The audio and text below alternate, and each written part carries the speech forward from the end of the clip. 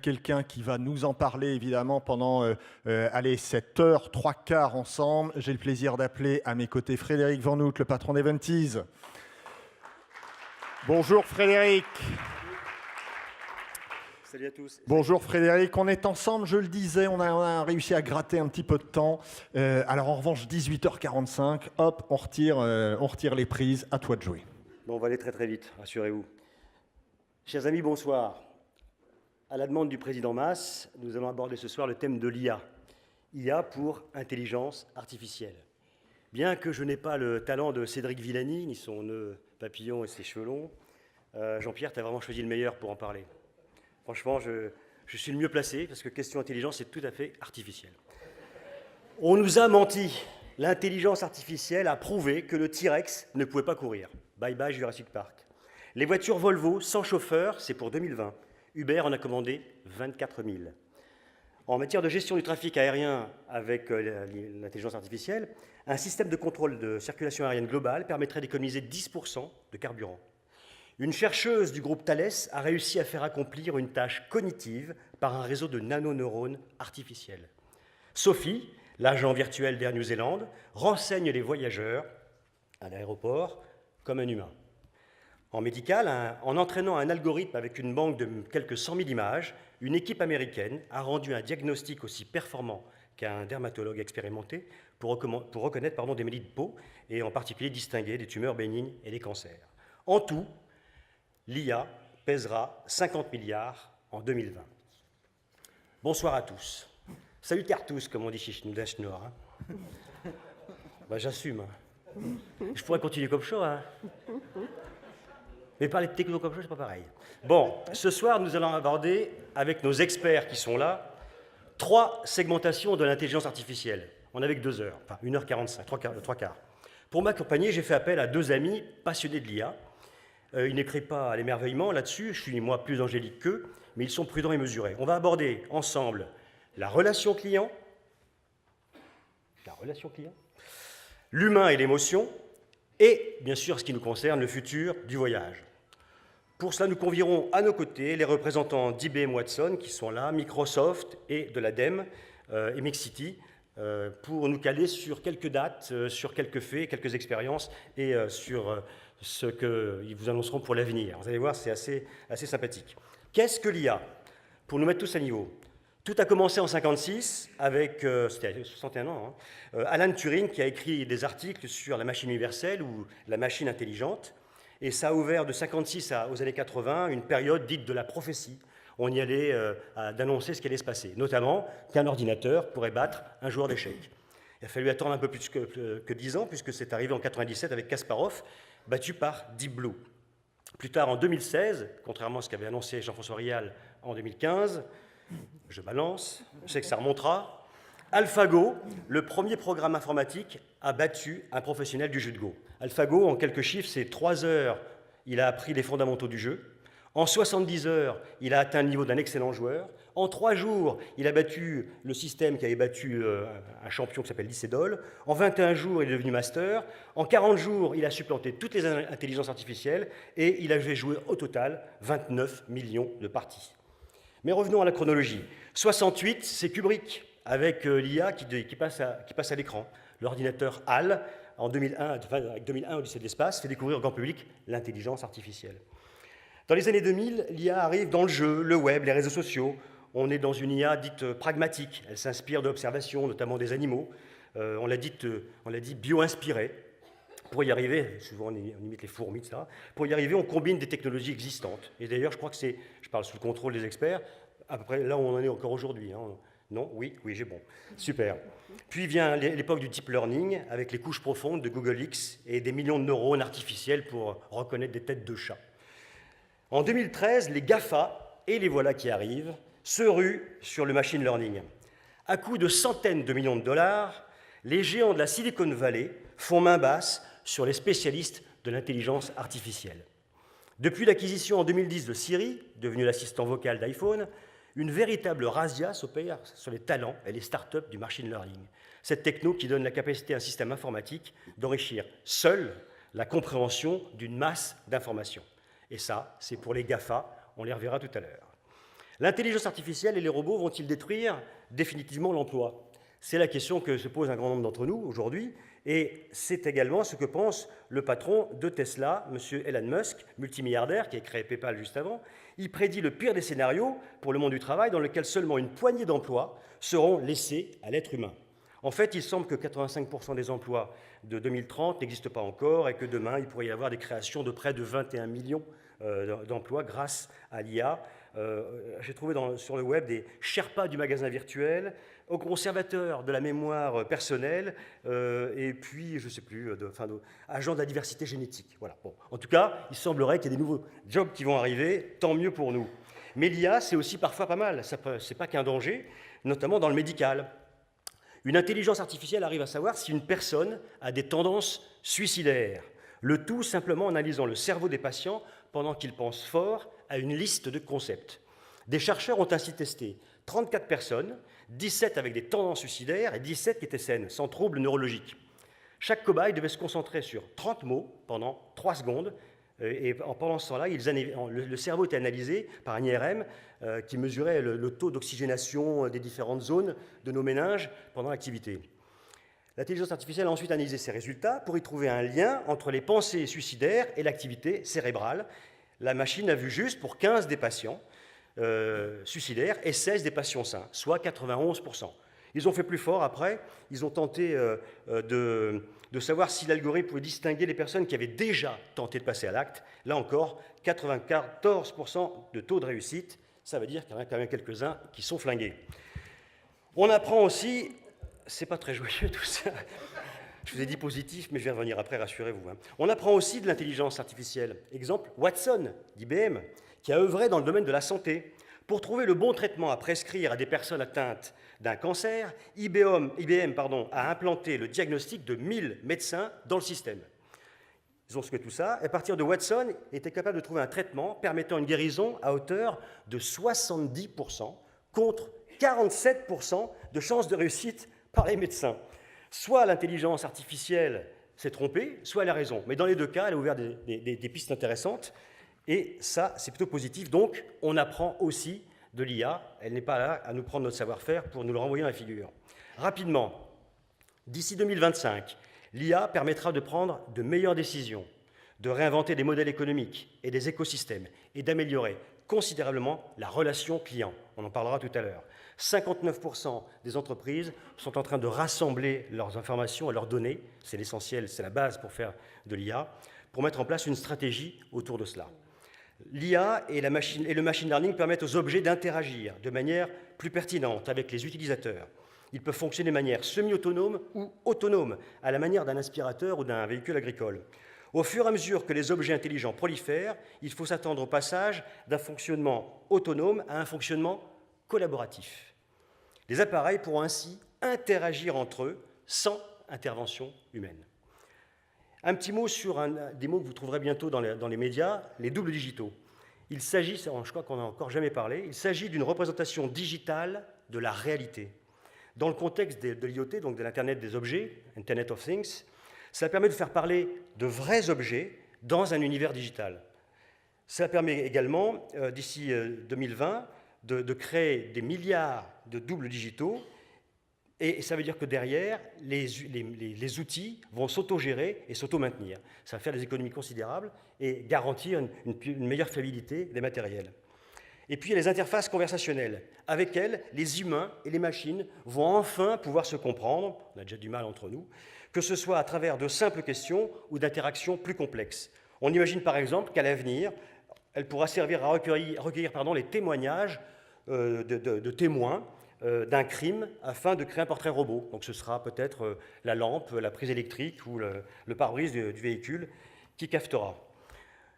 Nous allons entamer nos travaux et avant de faire intervenir mes experts, encadrés par d'autres experts, Sophie Lacour et Georges-Édouard Dias, je voulais vous montrer une petite vidéo qu'on a préparée à partir d'extraits de films que vous connaissez tous. Et on voit que l'IA est déjà acceptée dans la mémoire collective. Fascinant. Patientez pendant l'initialisation de votre système d'exploitation.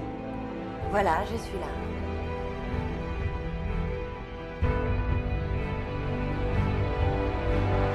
Imaginez une machine capable d'éprouver toute la gamme des émotions humaines. Sa capacité d'analyse sera supérieure à la somme de toutes les intelligences, de tous les individus, de toute l'histoire du monde.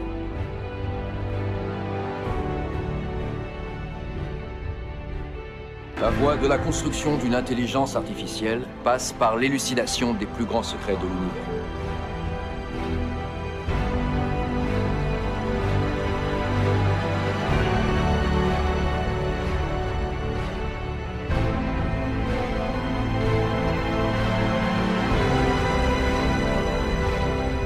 On estime que la plupart des humains n'utilisent que 10% de leur capacité cérébrale. Imaginez si nous pouvions atteindre 100%.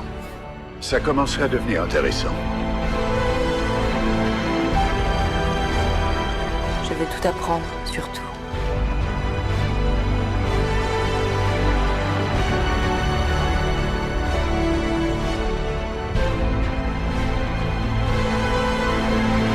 C'est étrange d'avoir créé quelque chose qui te déteste. Un jour, les IA nous considéreront comme des singes se tenant debout, fin prêt pour l'extinction.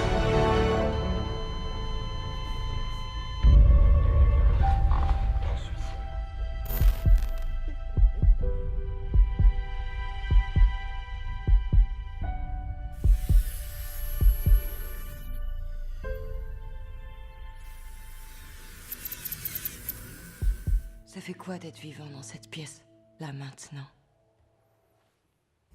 Calme, hein.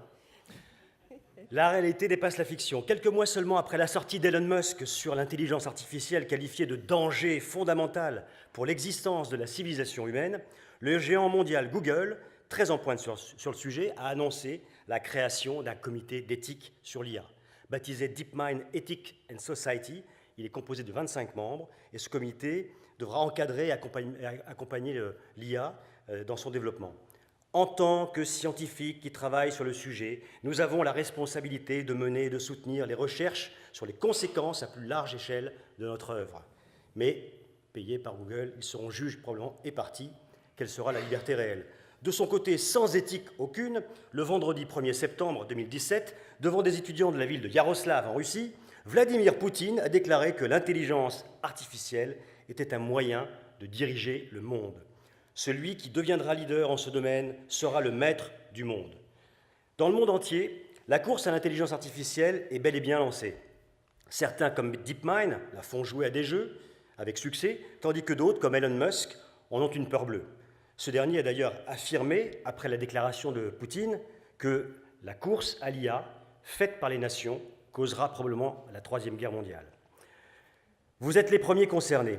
Google, Amazon et les autres majors ont la data, les comités, la capacité d'investissement et la vision. Passerons-nous demain exclusivement par eux? Connaîtront-ils tous nos désirs, nos secrets, nos rêves, nos moyens? Est-ce que le futur des enfants doit être déterminé par des marchands et par des machines? Pourrons-nous demain obtenir le passeport d'une nation virtuelle domiciliée sur un caillou dans le Pacifique, une sorte de Gafaland? C'est vraiment Second Life qui se réalise. Pour répondre à toutes ces questions et pour commencer à apporter quelques réponses, je vous demande de bien vouloir accueillir les représentants d'une start-up mettant l'hospitalité au cœur de la relation client, Sophie Lacour, directrice innovation, et Georges-Édouard Dias, fondateur de Quantstream. Merci. À vous les amis. Tu t'assois. Ouais.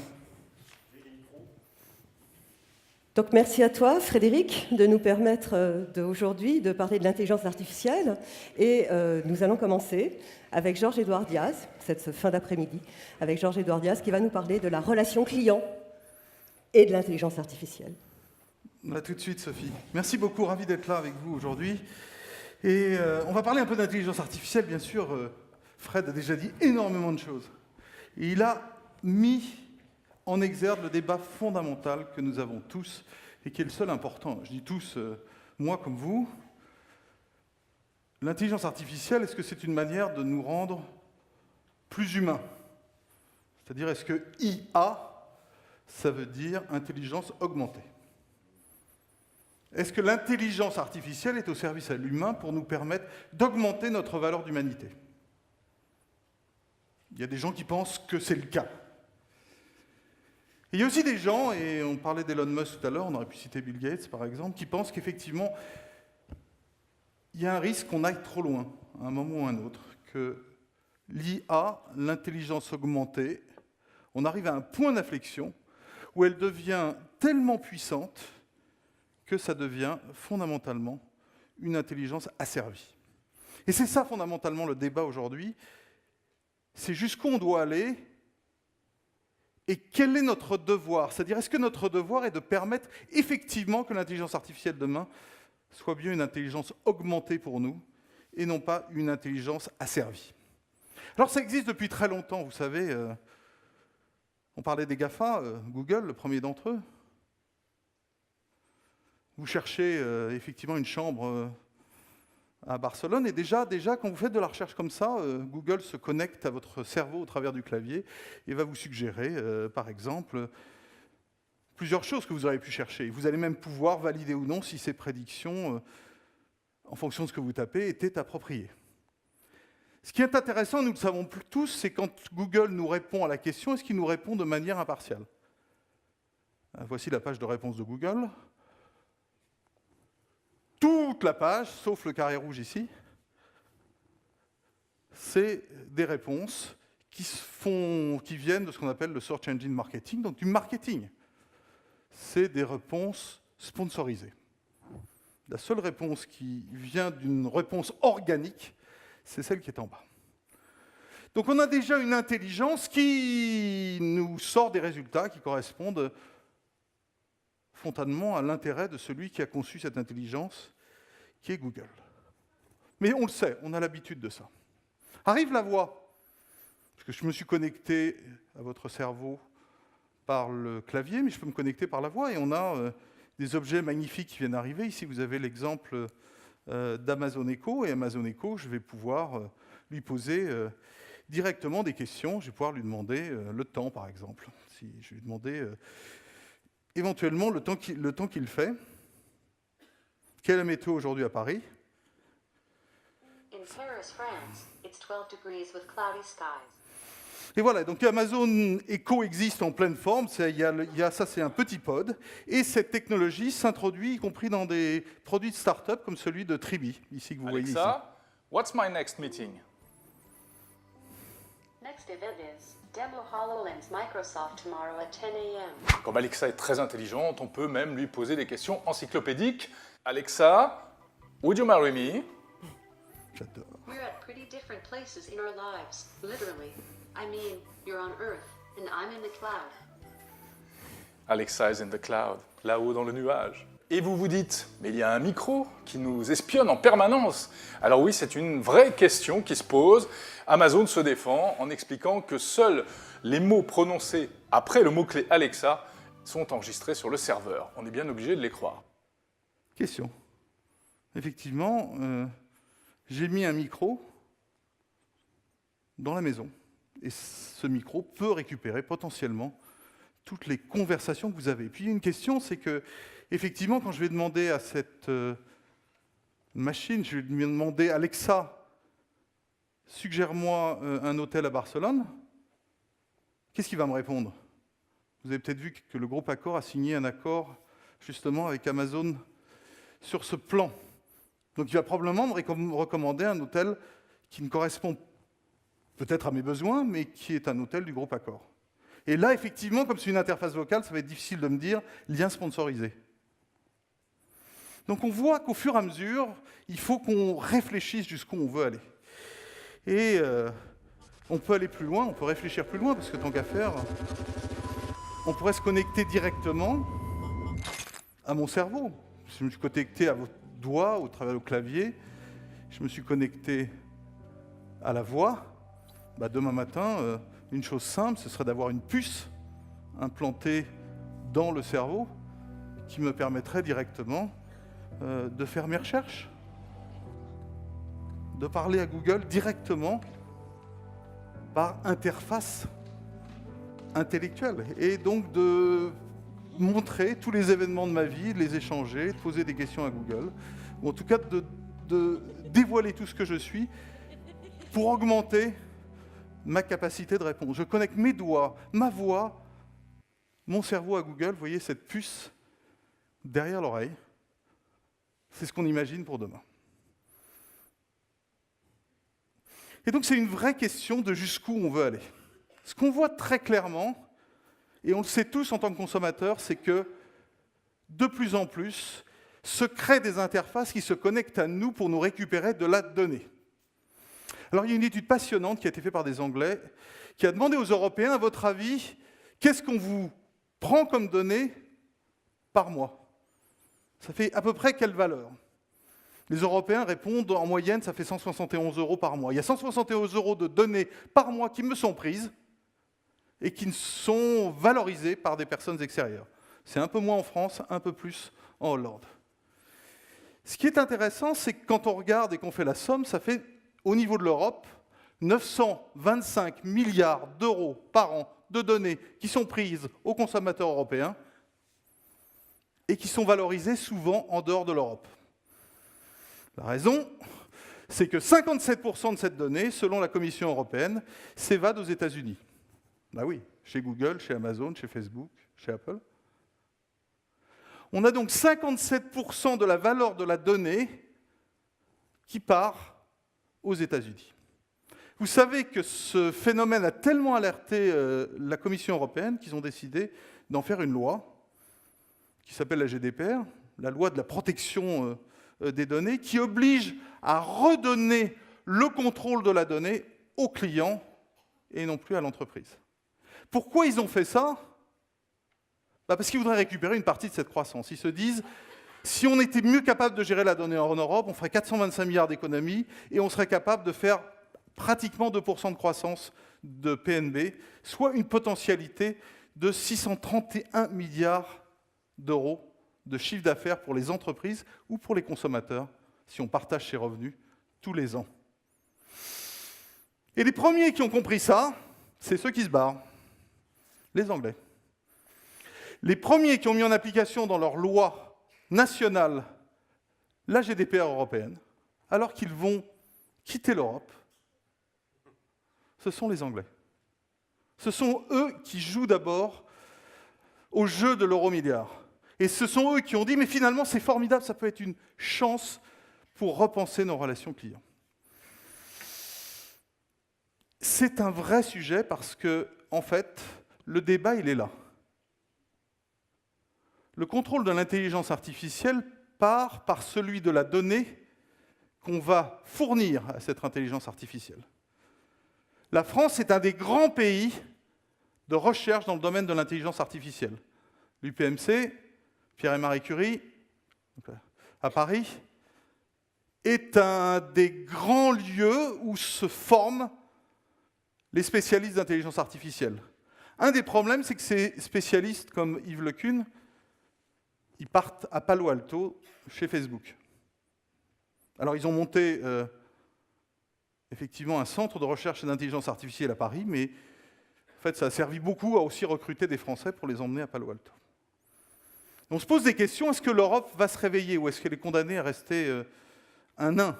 Est-ce que la France a encore un rôle à jouer? En tout cas, ce qui est certain, c'est qu'il est extrêmement important, si on veut jouer un rôle dans le monde de l'intelligence artificielle, de reprendre le contrôle de notre donnée. Et là, je dis, faisons attention. Vous avez vu qu'Accor a annoncé la fin de sa place de marché. Or, c'est quoi une place de marché? C'est le moyen de récupérer le plus de données possible sur ce que font vos clients. Comment Amazon a réussi à gagner dans le monde de la distribution? C'est grâce à sa place de marché. En faisant ça, j'ouvre la porte à Booking. Et lorsque je signe un accord avec Alexa, ou quand je signe un accord avec Amazon, eh bien, je prends aussi un risque de la donnée et une surenchère potentielle d'Amazon, le jour où c'est Hilton qui va sponsoriser, vont continuer à me mettre dans une situation qui est une situation d'asservissement. Et d'ailleurs, ils ne sont pas les seuls. La SNCF vient de signer un accord avec Google Home. Et donc, ça pose une vraie question. Est-ce qu'on va saisir cette opportunité ou est-ce qu'on va continuer à payer une taxe à Amazon, une taxe à Google, je dis en tant qu'entreprise, et une taxe à Facebook, parce qu'il faut une taxe à Facebook pour se faire apprécier, aimer, liker. une taxe à Apple pour se faire diffuser, et pourquoi pas une taxe à Microsoft qui possède LinkedIn pour recruter des gens. Donc il y a une vraie question d'indépendance, et il y a beaucoup de débats en ce sujet. RGPD, la nouvelle politique de protection des données, va-t-elle favoriser les GAFA? En tout cas, la volonté de la Commission européenne, ça a été de la faire pour donner un espace de confiance en Europe pour le consommateur qui permet de ramener de la valeur en Europe. Alors on va ouvrir le premier débat, et je vais appeler à cette table Olivier Courtade, qui est le CEO d'une boîte qui s'appelle Mixity. Bienvenue. Et qui va être interviewé par moi et par le grand Frédéric. Alors, qui a mis la barre très haut sur, sur les côtés positifs de l'intelligence artificielle. Merci Frédéric, tu m'aides énormément. Donc Olivier, on le présente souvent comme le Don Quichotte du smart home et de l'IA en France. C'est vrai qu'il a impressionné, il était au CES cette année, enfin, en 2017, et il a présenté cet objet qui s'appelle Mixity, qui ressemble furieusement à quelque chose que je viens de vous montrer. Et ça a été récompensé par un award aux États-Unis, donc à Las Vegas. Alors vous en êtes où, Olivier ? Alors, on en est où ? On fait partie des quelques startups présentes en Europe qui avons une vision de l'habitat, de la maison connectée et des données. On va effectivement en parler puisque c'est un gros sujet. Donc, on est spécialiste dans les usages de l'habitat. On déploie nos solutions sur le marché, souvent en B2B2C, donc nos clients sont certains gros corporates. On a fourni, alors pour ceux qui sont un petit peu bricoleurs, si vous connaissez l'enseigne Castorama, vous avez une box qui s'appelle la BlissBox par exemple, qui est un boîtier que vous pouvez connecter chez vous et qui permet de contrôler plus de 150 types de capteurs différents, et au travers d'une interface applicative, vous allez pouvoir gérer votre efficacité énergétique, votre sécurité, etc. etc. Voilà. Donc c'est le monde d'où on vient. On est basé aujourd'hui à Sofia Antipolis. Alors pour ceux qui ne connaissent pas Sofia, c'est entre le Festival de Cannes et le Grand Prix de Monaco. Je le dis parce que c'est quand même la première technopole européenne. Il n'y a pas beaucoup de gens finalement qui connaissent réellement Sofia Antipolis. On a Amadeus qui est là-bas. Oui, il y a Amadeus, donc vous connaissez effectivement dans cette corporation certainement Sofia. On est pratiquement une trentaine de personnes aujourd'hui. On a une expérience dans le monde de la maison et des usages en fait dans l'habitat, puisque on a déjà déployé un peu moins de 20 000 box et un peu plus de 158 000 capteurs. Le slide est faux, je suis désolé. Voilà, donc on essaye d'innover en apportant des solutions qui viennent révolutionner un petit peu la façon dont vous pouvez consommer les usages à l'intérieur de l'habitat. Alors Olivier, on voit la liste de vos clients. Il y a quelques Français, mais il n'y en a pas beaucoup. Il y a quand même beaucoup d'étrangers. Les Français, ils ont une réticence à bosser avec vous ? Non, les Français n'ont pas de réticence en fait à bosser avec nous. C'est que ça se fait en fait souvent par opportunité, par rencontre. Donc, on a certains pays qui sont un petit peu plus actifs finalement dans certains usages en fait de l'habitat. Et juste pour ramener peut-être une raison pour laquelle ce qu'on appelle la domotique, vous savez, c'est un mot français. Il y a 37 ans que ça existe, la domotique. Et on était arrivé il y a encore 4 ans à moins de 2% des maisons qui étaient équipées avec cette technologie pour l'habitat. Et il faut savoir que les grands pionniers de la domotique sont des acteurs français. Et donc, comme les pionniers de l'intelligence artificielle dont on parlait oui, tout à l'heure. Et malheureusement, on peut être de temps en temps pionnier puis être les derniers finalement quand il faut prendre un virage technologique parce qu'il y a des lobbying extrêmement importants.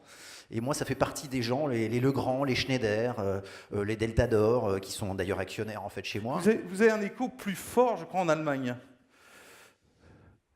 Oui, parce que vous me tendez la perche, cher ami, mais c'est vrai que le premier pays en Europe où Amazon Echo est arrivé, c'est l'Allemagne et l'Angleterre. On sait pourquoi, parce que c'est un choix stratégique de nos amis GAFA d'arriver dans les pays dans lesquels ils estiment aujourd'hui qu'il y a une possibilité d'augmenter leur capacité de consommation. Et donc si on parle d'Amazon Echo, le simple petit objet que vous avez vu tout à l'heure, qui est le pilotage par la voix avec Amazon Echo, il y a une statistique qui tourne, qui parle d'aujourd'hui d'avoir augmenté de 14% leurs ventes grâce à Amazon Echo. C'est-à-dire qu'un client utilisant un Amazon Echo a augmenté en moyenne de 14% son panier moyen. Donc oui, on est en Allemagne aujourd'hui sur des très grosses discussions, puisque comme Amazon Echo est arrivé en fait en Allemagne, il y a aujourd'hui un certain nombre de gros players qui veulent effectivement imaginer une alternative à ces GAFA. Alors Olivier, comment tu vois ce monde de demain transformé par l'IA? C'est quoi ta vision? Alors, moi, je vais vous en parler appliqué en fait à mon domaine d'activité qui sont les usages dans le bâtiment, dans l'habitat et dans la vie en fait de notre quotidien, puisque c'est mon domaine d'activité. Alors, vous avez vu des vidéos, tous les films que vous avez vus tout à l'heure, il n'y a pas beaucoup de happy end pour l'intelligence artificielle en fait à la fin. Nous, on est quand même des gens un peu plus pragmatiques, c'est-à-dire qu'on va aller chercher l'intelligence artificielle pour nous permettre de répondre à des besoins extrêmement simples. Qui peuvent vous faire gagner effectivement du temps, qui peuvent vous faire gagner de l'argent, qui peuvent vous amener un peu plus de choix dans votre vie. Et donc moi je vois plutôt d'un bon côté l'intelligence artificielle appliquée en fait à tous ces usages dans l'habitat. Alors quand on parle des usages dans l'habitat, vous les connaissez, hein, c'était des mondes de silos jusqu'à il n'y a pas très très longtemps. Hein, quand on était un acteur du monde de la sécurité, on faisait que de la sécurité. Quand on était dans l'énergie, on faisait que de l'énergie. La santé, que de la santé. Tout ce monde-là est en train de complètement exploser. On parle de convergence des usages dans l'habitat. Et pour vous le démontrer, pour ceux qui ont eu la chance d'être au CES Las Vegas cette année, la grosse tendance du salon 2017, ça a été bien évidemment la reconnaissance vocale et l'intelligence artificielle appliquée aux usages dans l'habitat. Je vous rappelle juste qu'il y a encore 4 ans, il n'y avait aucun acteur du monde de l'électronique grand public qui présentait une seule solution de ce qu'on appelle le smart home ou la domotique nouvelle génération. D'accord ?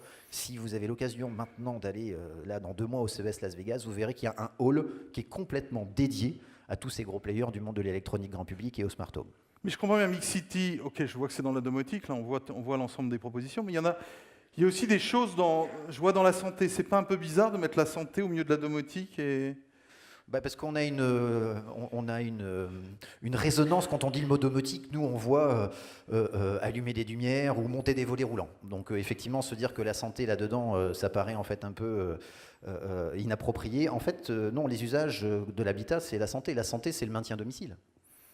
Et en l'occurrence, les solutions qu'on déploie aujourd'hui, qui sont déjà utilisées pour un certain nombre de nos clients corporate, vont dans la logique de régler une problématique sociétale qui va arriver et qui est déjà présente, qui est le fait de pouvoir garder nos aînés un petit peu plus longtemps dans l'habitat, parce que dans les maisons de retraite, ça coûte cher, il n'y aura plus forcément beaucoup de place, et donc il faut impérativement trouver des alternatives et des solutions technologiques qui permettent de régler ces problèmes-là. Donc la santé fait partie des usages, des usages qui peuvent être parfaitement couverts par ce domaine. Pardon, oui, non, vas-y. Juste une question, est-ce que vous écoutez la voix? Parce qu'Amazon a annoncé qu'il n'écoutait absolument rien, qu'il n'enregistrait rien. Toutefois, la police a débarqué une fois chez un particulier aux États-Unis parce qu'il jouait et criait « police, police ».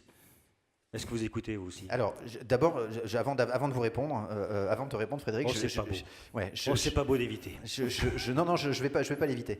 Simplement, on a décidé de prendre un virage en fait important, puisque vous avez compris, jusqu'à maintenant, je vous ai parlé d'usage dans l'habitat, et donc c'est la domotique nouvelle génération. Nous, on a décidé, il y a 18 mois, de prendre un virage très important, en fait, en intégrant dans nos objets du quotidien la reconnaissance vocale et l'intelligence artificielle pour être capable de, finalement, au lieu d'être obligé d'utiliser un smartphone ou une tablette pour piloter son éclairage, son énergie, sa sécurité, et ben finalement, la partie reconnaissance vocale est quelque chose d'extrêmement légitime. On regarde un peu comment ça se passe. Là, je regarde la journée, 7h30 le matin. Si tu commentes un peu ce qui se passe. Oui, l'idée de cette petite vidéo, c'est de vous montrer effectivement que finalement, un assistant vocal intelligent va avoir la capacité de régler, de répondre à un certain nombre de vos besoins et de vous apporter un certain nombre de services. Alors, vous avez là, par exemple, l'exemple de dire préviens-moi quand c'est l'heure de mon rendez-vous, mais automatiquement, l'intelligence artificielle qui est derrière va être capable de calculer l'heure de départ de votre domicile jusqu'à votre prochain rendez-vous en fonction du trafic qu'il y a sur le chemin pour accéder en fait à votre rendez-vous. Donc on vient optimiser effectivement cette partie-là. Après, bien évidemment, on vient piloter tous les usages que vous connaissez, l'ouverture, la fermeture des volets. Je peux m'amuser par exemple aujourd'hui à mon Mixipod, puisque le produit que vous avez là s'appelle le Mixipod. Vous pouvez lui dire hey Mixi, réveille-moi demain matin à 6h30 avec ma musique favorite, mets 3 degrés de plus en fait dans la salle de bain et fais-moi couler le café. Voilà, donc c'est des usages bien évidemment qu'on peut gérer en fait avec nos solutions. Alors pour répondre à ta question, nous avons aussi le déclenchement par le biais d'un mot-clé. Donc ce mot-clé aujourd'hui dans notre solution, c'est « et Mixi ». Mixi, oui, Et donc, c'est par le déclenchement effectivement de ce mot-clé qu'on vient écouter ce qui est dit en fait par le client. Alors, vous allez le voir, on va en parler un petit peu après, mais nous, on a une particularité sur la façon dont on exploite la donnée. Et donc, par définition, on ne fait pas d'exploitation en fait de la data du client à proprement parler. Et donc, on n'a pas de nécessité de rester ouvert 24 heures sur 24 dans un habitat pour pouvoir effectivement écouter ce que dit le client. Donc, nous n'écoutons pas effectivement cette information. Mais c'est ce que disait Amazon aussi, pourtant, on n'avait pas dit... Oui, mais parce qu'Amazon, en fait, a une particularité. C'est que Amazon et Google ont un business model basé sur la connaissance de votre consommation. Nous, ce n'est pas tout à fait le cas. Est-ce qu'un hacker peut rentrer sur la borne? Est-ce qu'il y a un hacker? Est-ce qu'il peut rentrer sur la borne? Écoutez, on va le voir au Totex sur la sécurité, on va faire venir des hackers qui se greffent, qui se connectent sur votre téléphone et votre PC et votre device pour aspirer ou écouter. Est-ce qu'on peut le faire aussi avec ça? Alors, c'est protégé? Moi j'ai une réponse. Voilà, la NSA est hackable. Moi, je suis une petite start-up de la petite Silicon Valley française. Donc, tout est hackable, y compris Google, y compris Amazon. Tout le monde est hackable. Je peux juste vous dire que ça fait maintenant un peu plus de 8 ans qu'on travaille sur ces sujets-là. C'est pas arrivé. Alors, on a eu des tentatives de hacking sur notre environnement. Il faut que vous sachiez que parmi mes salariés, j'ai des hackers. D'accord. Et donc, nous, on s'amuse en fait au quotidien à demander en fait à nos propres salariés d'essayer de hacker le système. Et les gens qui arrivent à hacker le système ont une prime tous les mois. Donc jusqu'à aujourd'hui, ça nous est arrivé 2 fois. Voilà. Donc ces gens-là en fait sont extrêmement contents, mais ils participent bien évidemment à faire en sorte qu'on évite ce genre de problème. C'est quoi l'argument que tu nous donnes finalement pour prendre Mixity plutôt que Amazon Alexa? Alors, effectivement, je vous ai mis des petits objets en fait qui sont finalement les assistants conversationnels de nos amis GAFA, GAFAM même, si on intègre en fait Cortana côté Microsoft. Alors la particularité de notre modèle économique, c'est que nous offrons nos solutions en marque blanche à tous les corporates qui ne peuvent pas travailler aujourd'hui ni avec Google ni avec Amazon pour des questions de problèmes de protection des datas et d'appartenance du client. Donc aujourd'hui, notre solution, c'est d'être capable de dire à un fournisseur d'énergie, à une banque assurance, à un groupe hôtelier, à un gros promoteur, d'être capable de lui dire, surtout, si tu décides de travailler avec Google, tu vas transférer la totalité de ton capital, expertise et connaissance de ton client à ton futur concurrent ou à ton concurrent peut-être déjà aujourd'hui, alors que dans notre solution, et nous, nos solutions sont proposées en fait en marque blanche et peuvent être complètement intégrées dans les systèmes d'information de nos clients corporatifs. Et ce que tu dis, ce n'est pas seulement une préoccupation des entreprises. Théoriquement, ça devrait être aussi la préoccupation du client final. Bien sûr. Hein? Donc, oui. Et par exemple, si je te passe cette petite vidéo... Bonjour Arnaud, 27 ans, en couple avec Marie depuis 3 ans et 4 jours. Fan de pizza 4 fromages et de séries américaines en streaming. Tournez à gauche si vous voulez respecter votre temps de parcours habituel. À moins que vous vouliez rejoindre Hélène78, contactée sur un site de rencontre et qui passera ici dans exactement 48 secondes. Nous pouvons aussi vous proposer le vélo que vous avez repéré sur Internet à moins 20%. Pourquoi accepter d'un moteur de recherche ce que vous n'acceptez pas dans la vie? Quant, le moteur de recherche qui respecte votre vie privée. Alors, toi, comment tu te situes par rapport à ça? Ah non, on se situe vachement bien. D'abord parce que le patron de cette boîte, c'est un copain à moi. Il s'appelle Éric Léandry. Et qu'il y a 15 jours, on a fait l'annonce au marché d'un partenariat stratégique avec Quant, puisque finalement, on partage exactement la même philosophie en fait, sur la protection des données. Et donc voilà, Mixity et Quant ont décidé d'adresser le marché et d'être une véritable alternative à nos amis GAFA. Alors vous allez me dire, Olivier, vous êtes sympa, vous êtes 2 start-upers, vous êtes tout petits, comment vous allez faire? Je veux dire, on est en train de solliciter aujourd'hui quelques centaines de millions d'euros au niveau de l'Europe, parce qu'on pense que c'est une véritable problématique que doit avoir en fait de l'Europe. 2 milliards, il faut que vous trouviez 2 milliards. Ouais, je ne sais pas si on va les trouver là demain matin, mais on va essayer effectivement d'aller les chercher, parce qu'on a une vraie réponse à cette problématique-là. Donc voilà, on a fait cette annonce avec Quant, puisque vous avez compris que le positionnement de Quant aujourd'hui, c'est le petit concurrent de Google en fait aujourd'hui au niveau de l'Europe. Mais tous les mois, ils gagnent des clients. Je crois que c'est plus de 62 millions de clients en fait aujourd'hui tous les mois. Donc c'est quand même effectivement quelque chose qui compte dans l'écosystème. J'ai cru entendre que le patron de Google Europe avait été convoqué aux États-Unis parce qu'ils avaient perdu quelques parts de marché et quelques points de part de marché par Quant. Donc ils partent de 98, donc il y a beaucoup, à 98, on ne peut pas gagner beaucoup de parts de marché. Qui connaît Quant? Qui l'utilise? Bravo. Ok, cool. Alors, face à Baidu et à Google, c'est quand même... Bon, ceci dit, Olivier, on a quelque chose, c'est que tu utilises un moteur derrière qui s'appelle Watson. Ça pose pas de problème, ça? Non, bien au contraire. Alors, je vais vous expliquer pourquoi on est allé chercher Watson. Vous avez compris qu'on a des ambitions qui sont importantes. on ne deviendra pas un GAFA, c'est pas dans nos ambitions, mais on veut être une véritable alternative sur le marché en fait européen. Pour être capable de lutter contre les GAFA qui injectent, alors c'est pas des centaines de millions, c'est des milliards, hein, en l'occurrence dans l'intelligence artificielle aujourd'hui, qui sont injectés par ces gens-là. Pour être capable de lutter contre ces gens-là, il y avait deux possibilités. Soit on décidait en fait d'investir beaucoup par nous-mêmes pour créer notre propre intelligence artificielle, ce qu'ont fait un certain nombre de startups.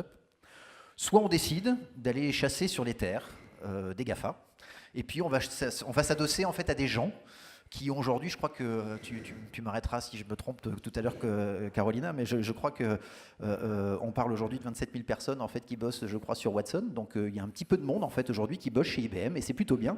Mais c'est surtout que IBM a exactement le même business model que nous. C'est-à-dire que les clients d'IBM aujourd'hui sont les grands comptes. C'est-à-dire qu'aujourd'hui, les grandes entreprises mondiales font confiance à IBM pour héberger, s'intégrer au système d'information, mais la promesse d'IBM est, monsieur le client corporate, vous restez propriétaire de vos data, vous restez propriétaire de vos données. C'est-à-dire que IBM ne me revend pas les données qu'ils ont capturées de mon propre client. En aucun cas. Ce que ferait Google, par exemple. Exactement. Bon. Et fondamentalement, qu'est-ce qui me garantit dans ta solution que le client, parce que c'est quand même moi le client final aussi qui m'intéresse, est-ce qu'il est vraiment en contrôle? Est-ce qu'il peut se sentir, tu vois, Fred s'inquiétait de ce qu'on allait écouter chez lui avec ton Mixity, et est-ce qu'il peut se sentir vraiment en contrôle de ses données? Je ne sais pas comment on fait pour se sentir au contrôle de ces données, très honnêtement, puisque maintenant les données, il y a une grosse logique dans le cloud. Ce qu'on est en train de développer en fait sur nos solutions, c'est la capacité aussi d'avoir un cloud local, privé, qui reste en fait chez vous. On a développé des petites fonctionnalités qui fait que par exemple, on a dans notre Mixipod, on peut y rajouter une sorte d'extension avec un disque dur. Quand vous allez pouvoir rentrer chez vous, vos photos vont être automatiquement synchronisées entre votre téléphone quand vous rentrez et votre Mixipod, ce qui fait qu'elles ne sont pas forcément transférées dans le code, elles restent effectivement stockées chez vous. Donc le contrôle de la data, on développe des interfaces applicatives qui vont permettre en fait au client de valider déjà lui-même que quand il appuie ou quand il demande hey, Mixi, allume les lumières du salon en bleu, mets-moi ma musique préférée, ben, l'action va être bien réelle. Donc le contrôle de la data, il peut l'exploiter. Et ça reste une particularité. Je voulais juste rajouter une petite fonctionnalité aujourd'hui qu'on a intégrée, que n'a pas encore intégrée en fait les GAFA. Ça mérite effectivement d'être précisé. Nous, on a commencé en fait, à intégrer ce qu'on appelle le profiling de la voix. Alors pour ceux qui s'intéressent un peu à l'épopée Google Home et Amazon Echo, vous le savez peut-être pas, mais le best-seller d'Amazon pour Noël dernier a été la maison de poupée Barbie. Pourquoi la maison de poupée Barbie ? Parce qu'à la télé, il est passé un certain nombre de publicités sur cette merveilleuse maison de poupée et que tous les gamins, enfin toutes les gamines plus exactement, qui savaient qu'ils pouvaient aller parler en fait à Alexa pour commander, les gamines sont allées effectivement dire à Alexa « Et Alexa, commande-moi la maison de poupée Barbie ». Et donc le lendemain, puisque Amazon est extrêmement fort aux États-Unis, soit dans l'heure, soit le lendemain, la maison de poupée était livrée. Je vous laisse imaginer la tête des parents. En fait, ils vont certainement pas renvoyer la maison de poupée que la petite a commandée pour Noël. Voilà. Donc, et ça, tout simplement parce que le système aujourd'hui ne permet pas de savoir qui parle. Et oui. Et oui, c'est un vrai problème. Et je vais vous donner en fait un exemple très simple.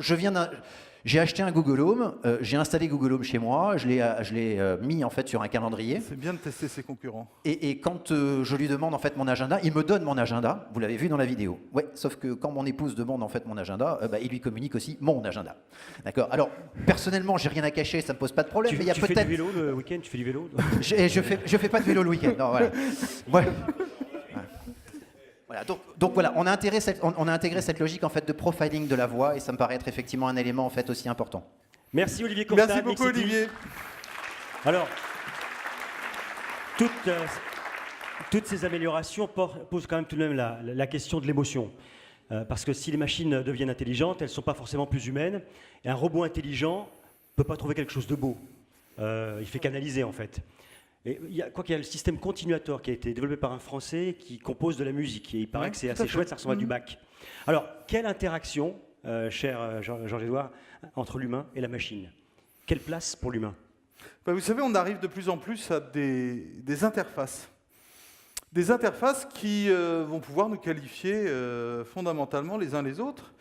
Et quand on y réfléchit, demain matin, je vais pouvoir noter mes congénères, mes pairs, savoir si ce sont En tout cas, des bons citoyens, des bons amis, des gens qui, dans la société, gagnent à être connus. Donc on va chacun se noter, s'envoyer des notes, comme vous le faites pour votre chauffeur Uber, à chaque fois. Et ça veut dire que chaque citoyen va se retrouver avec une note qui est la moyenne de ses pairs. Et évidemment, ça va être une donnée extrêmement précieuse pour les entreprises, parce que, par exemple, il est probable que ça va changer votre vision de l'aéroport. Hi there, how you doing? I am wonderful. I am so sorry. That flight is canceled. No. No, no. Customer incident at the other end. What? So when is the next flight?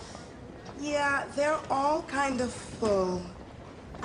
I booked this weeks ago. It's my best friend's wedding. I'm sorry. I have to get there. I have to. Okay, I mean, let's see what we can do. Oh, thank you.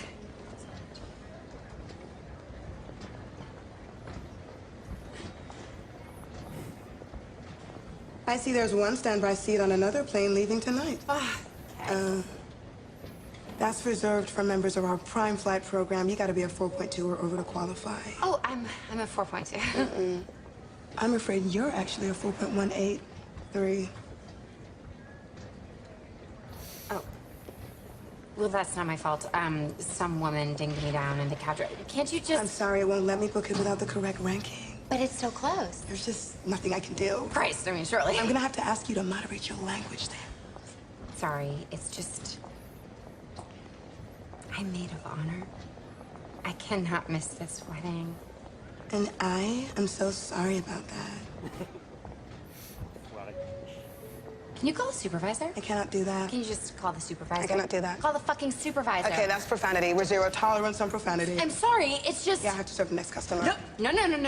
Step away, ma'am. You've got to fucking help me!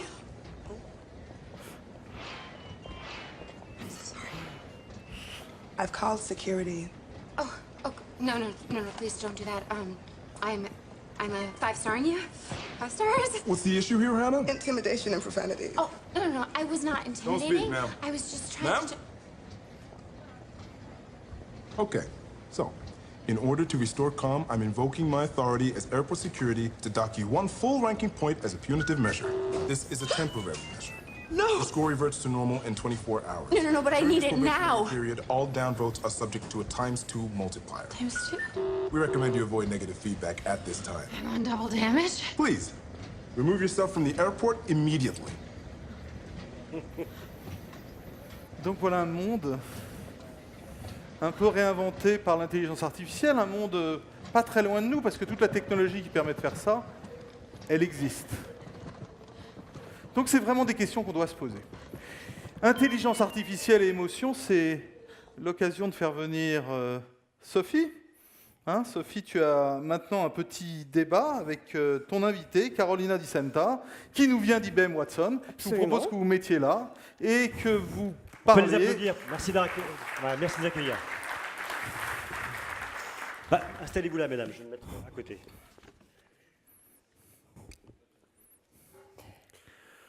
Bonjour Carolina, merci beaucoup de nous avoir rejoints aujourd'hui.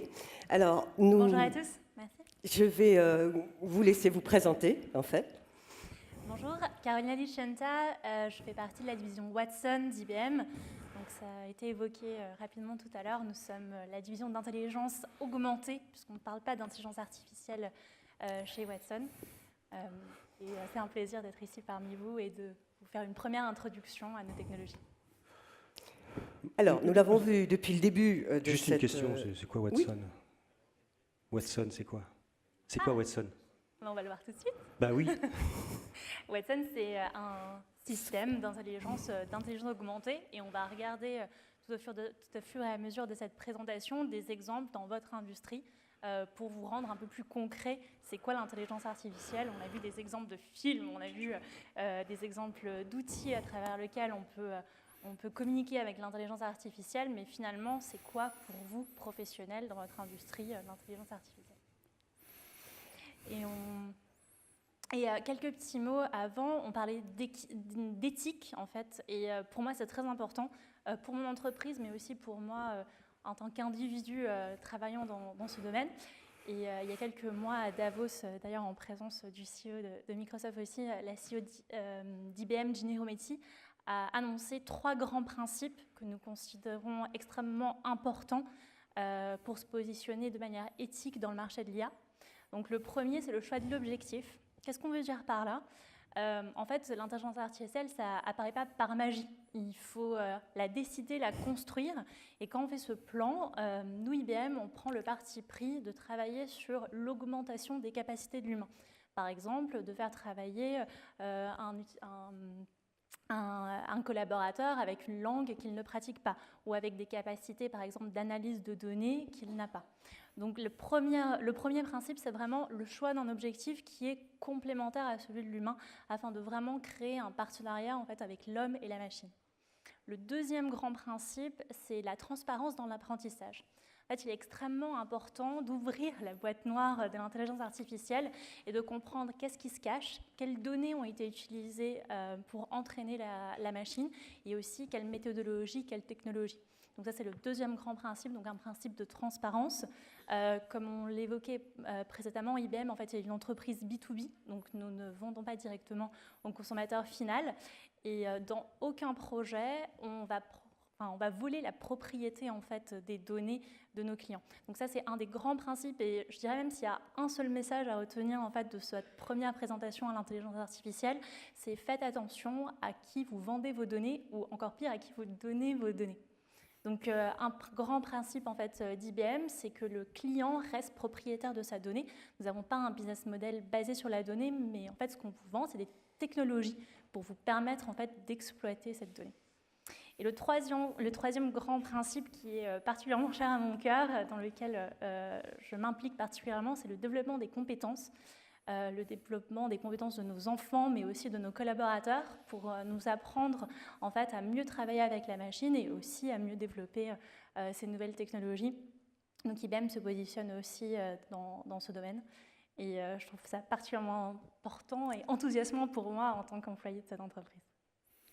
Alors c'était ma première question. Je n'ai pas eu besoin d'y répondre, c'était extraordinaire. C'était justement la position éthique, en fait, puisqu'on a vu depuis le début de ces présentations que l'éthique, la morale, en fait, par rapport à ces données est très importante, puisqu'on touche quand même au cœur des personnes. Là, on touche à la vie privée. C'est extrêmement important. Donc, je voulais vous demander quelle était votre posture par rapport à ça. Vous y avez répondu. Je vous remercie beaucoup. Alors maintenant, on va s'intéresser, puisque nous sommes devant des professionnels du tourisme, les cas d'usage donc de l'intelligence artificielle dans la relation client. Absolument, qui est le cœur en fait, de nos échanges. En fait, notre but, c'est vraiment de rendre l'humain plus humain et de l'accompagner à toutes les étapes de son interaction avec votre entreprise. Ce qu'on va regarder un peu maintenant avec différents exemples, de la découverte de votre marque à l'accueil, à ce qui va se passer dans la future chambre ou dans le futur lieu d'accueil, tout au cours du séjour, et aussi après le séjour, qui est une étape particulièrement importante dans votre industrie pour fidéliser et reconquérir les clients, pour les faire revenir bien sûr dans votre lieu d'accueil. Alors, donc, prenons maintenant donc, des cas d'usage. J'arrive à l'hôtel. En quoi Watson va pouvoir m'aider? Absolument. Donc, Watson, encore une fois, c'est un moyen pour l'utilisateur de communiquer de la manière la plus naturelle pour lui. Par exemple, tout à l'heure, nous avons vu le cas de je souhaite réserver une chambre, je crois que c'était à Barcelone. Ce qui est particulièrement intéressant et ce qui différencie en fait, des techniques d'intelligence artificielle par rapport à un moteur de recherche, c'est que si je dis je souhaite réserver une chambre à Barcelone ou ce soir, je n'ai pas un endroit où dormir à Barcelone, en fait, le système va comprendre que en vrai, ce que je veux dire, c'est exactement la même chose. Et donc, il va me proposer en fait, des chambres qui sont disponibles à Barcelone. Donc, la première caractéristique en fait, de cette intelligence artificielle, c'est qu'elle comprend l'humain dans son langage le plus simple. Donc, il n'y a plus besoin... Elle comprend différentes façons de formuler quelque chose, en fait. C'était une grande question, en fait, par rapport à cette intelligence. Et par exemple, pour nos concitoyens qui peut-être n'ont pas l'habitude d'utiliser en fait, ces nouvelles technologies, il n'y a plus d'adaptation. On communique de la manière dont on communiquerait avec vous, avec moi, et c'est l'outil qui doit s'adapter et nous comprendre dans nos grandes spécificités de langue française dans lesquelles je travaille au quotidien. quotidien et croyez-moi, on sait s'exprimer de manière très différente. Beaucoup de nuances dans la langue, effectivement. Donc au moment de l'accueil, on a par exemple lancé un premier pilote avec Hilton. Vous pourriez avoir un petit concierge cette fois-ci dans une enveloppe de robots. Donc nous sommes l'intelligence derrière le robot. Le robot est fait par un partenaire et ça pourrait être bien sûr un mixipod de nos partenaires. Et donc vous pourrez interagir avec lui. Et par exemple, si le concierge de l'hôtel est occupé ou il ne parle pas la langue en fait du visiteur, il pourra lui répondre et l'aider. Prochaine image, on va peut-être aller dans la chambre. C'est une façon de plaisir. parler, mademoiselle. Je ne suis pas pressé à ce point-là. Je ne m'attendais pas à Et cet je fais accueil, quelques jaloux dis donc. d'ailleurs. Je sens les colibés et les sourires. Mais alors, la chambre avec l'intelligence artificielle formidable, mais le réveil, je vais le régler moi-même, hein, ou sinon j'appelle le concierge pour qu'il me réveille. Alors en quoi il va m'aider l'IA? En fait, je ne sais pas vous, mais moi, quand je suis déjà dans mon lit, j'ai oublié mon portable, puisque je n'aime pas en fait dormir avec mon portable à côté de moi. J'ai pas envie de me lever pour aller mettre en place mon réveil, et surtout si je l'ai oublié, j'aimerais bien que quelqu'un me le rappelle. Et c'est tout le rôle en fait de l'intelligence augmentée. C'est de vous aider à vous faciliter le quotidien d'une certaine manière. Et aussi, j'aime bien dans votre présentation d'introduction, en fait, on parle souvent d'intelligence augmentée, intelligence artificielle, mais finalement, pour l'exploiter complètement, il faut la travailler en complémentarité avec d'autres technologies qui existent déjà et qui existent depuis de nombreuses années, qui sont des technologies d'analytique et aussi des outils comme l'Internet des objets. Et donc, par exemple, ici dans la chambre, rien ne serait possible sans des capteurs, sans par exemple un mixipod qu'on ne voit plus, mais que vous imaginez, puisque vous l'avez vu il y a quelques minutes, il est là-bas. Donc dans la chambre, en fait, avec les outils d'intelligence augmentée, vous pourrez vous communiquer et vous pourrez aussi avoir certains services de manière beaucoup plus simple. Par exemple, recevoir un nouveau coussin ou garder la température à 23 degrés au lieu d'essayer de comprendre comment fonctionne ce thermostat qui est à chaque fois différent dans n'importe quelle chambre d'hôtel. Donc nous venons de voir pour le client. Alors maintenant, pour l'hôtelier lui-même, en quoi vous pouvez avoir un intérêt? Oui, tout à fait. Donc pour l'hôtelier, en fait, cette fourniture de nouveaux services apporte aussi de nouvelles complexités. Et c'est particulièrement important pour nous de vous simplifier vos tâches et aussi simplifier les tâches de vos collaborateurs. Et donc via l'intelligence artificielle ou l'intelligence augmentée, on peut aussi vous fournir des panneaux de contrôle qui vous permettront en fait d'analyser et d'anticiper les besoins de vos clients. Et bien sûr, tous ces outils, en fait, l'intelligence augmentée apporte une interaction simplifiée avec le client, mais après on rentre dans des systèmes informatiques dont vous avez l'habitude d'utiliser, donc tout ça doit se connecter avec votre ERP si on veut rentrer dans les détails plus techniques. Bien, et pour le client, alors, parce que à part régler le thermostat et régler le réveil, il y a d'autres avantages pour le client final? Oui, tout à fait. Par exemple, c'est la prochaine slide. On parle aussi dans le marketing qu'on ne veut plus segmenter les gens par rapport à leurs caractéristiques démographiques, mais plutôt par rapport à leurs besoins. Peut-être qu'il y a d'autres personnes qui sont des femmes et qui arrivent dans mon hôtel, mais qui n'auront pas les mêmes besoins ou les mêmes appétences que moi. Donc ce qui est particulièrement important, c'est de personnaliser l'expérience. Et donc ça, c'est aussi une start-up avec laquelle on travaille, Victor et Charles, qui nous a présenté au Watson Summit là, il y a quelques mois. En fait, ce qu'ils font, c'est qu'ils analysent une partie de vos données, encore une fois des données publiques sur lesquelles vous avez donné votre accord pour qu'elles soient diffusées publiquement, par exemple des données Twitter. Ils vont analyser que, par exemple, dans mon cas, j'aime particulièrement la nourriture un peu gourmande et ils vont me fournir, par exemple, un bon de réduction pour un dessert et donc personnaliser en fait mon expérience d'accueil par rapport à moi en tant qu'individu et pas par rapport à moi en tant que numéro dans une segmentation marketing qui ne me ressemblerait pas. Ça, on en avait parlé quand on a préparé cette table ronde. En Oui. fait, données publiques. Oui. Alors là, j'aimerais bien que vous développez un peu par rapport à ça. Très bien. Donc, les données publiques, ce sont les données qui sont accessibles, pour simplifier, via un moteur de recherche. Ça représente environ 20% de la donnée disponible dans le monde. 80% de ces données sont des données soit que vous avez décidé de garder privées, soit ce sont des données en fait, qui appartiennent aux entreprises.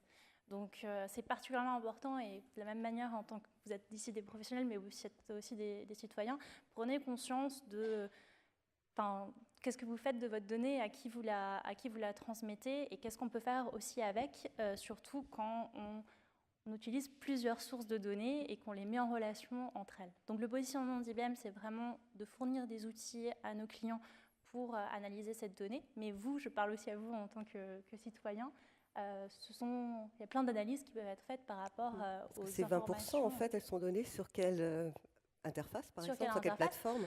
Ça peut être du Facebook, ça peut être du Google, ça peut être, en fait, ça peut être du Twitter, enfin, Voilà. n'importe quel. Donc en fait, ça veut dire Facebook, Twitter sont considérés comme des données publiques, Alors, puisqu'on peut les trouver Facebook est un peu particulier puisque une partie de ces données en fait est privée ou anonymisée.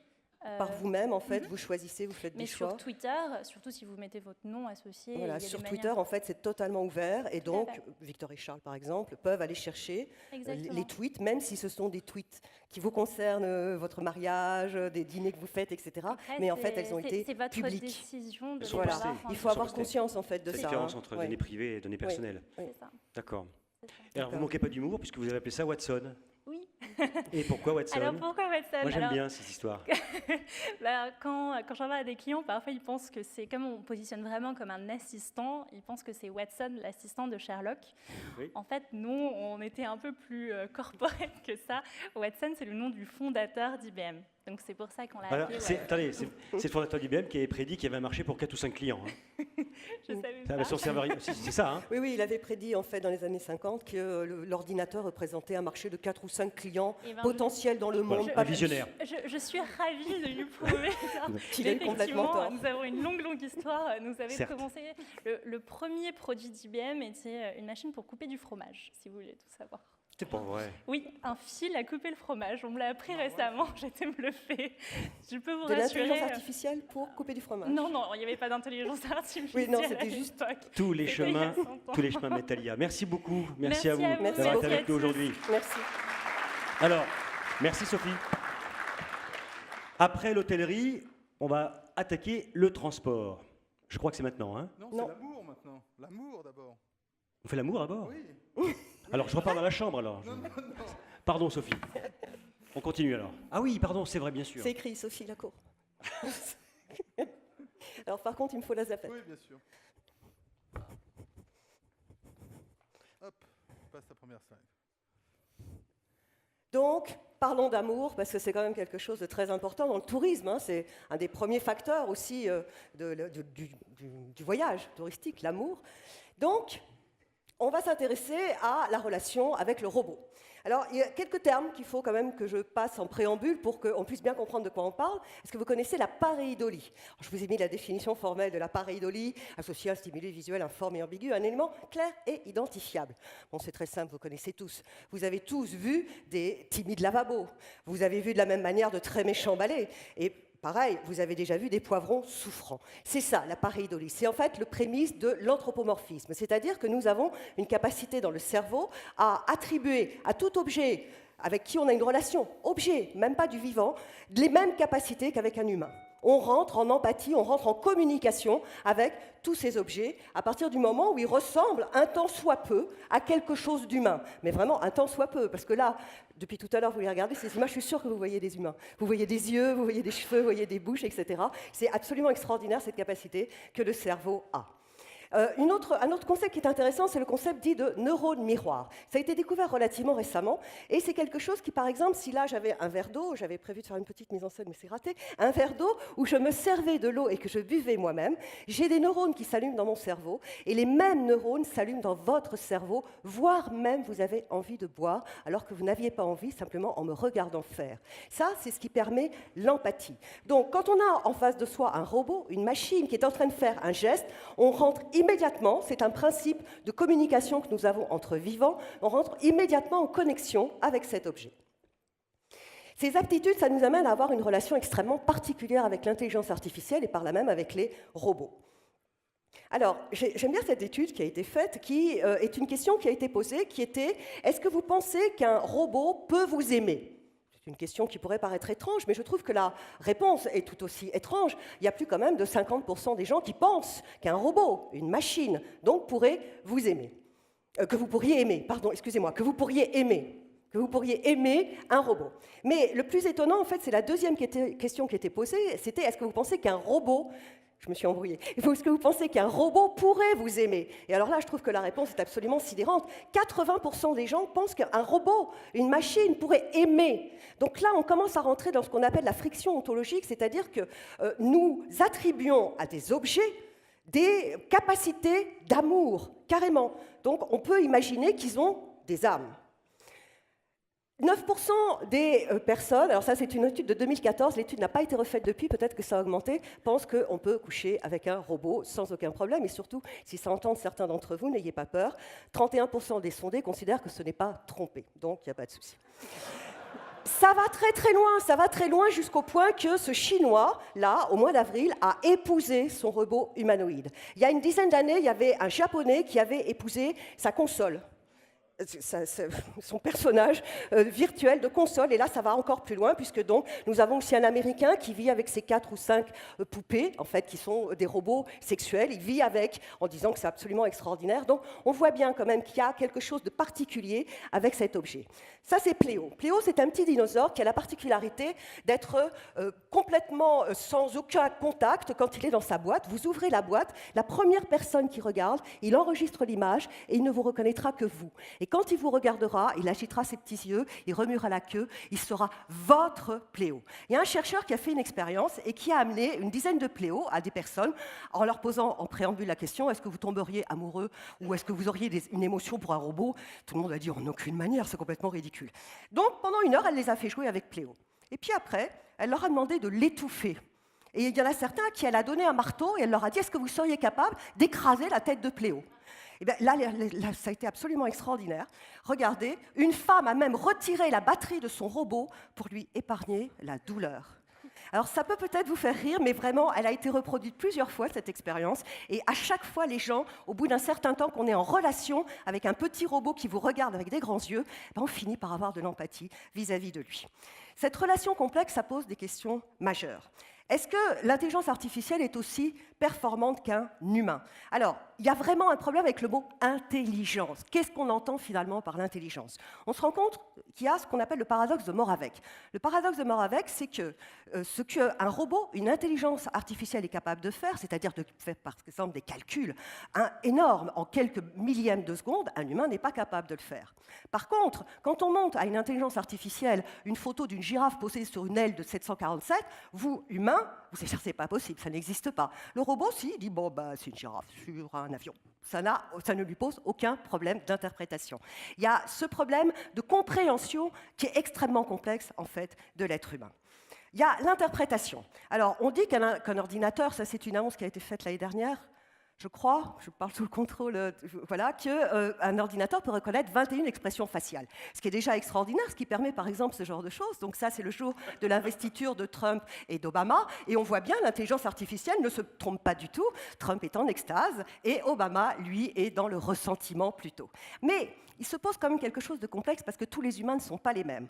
Et on voit bien qu'un comportement verbal est indissociable finalement du contexte dans lequel il est émis.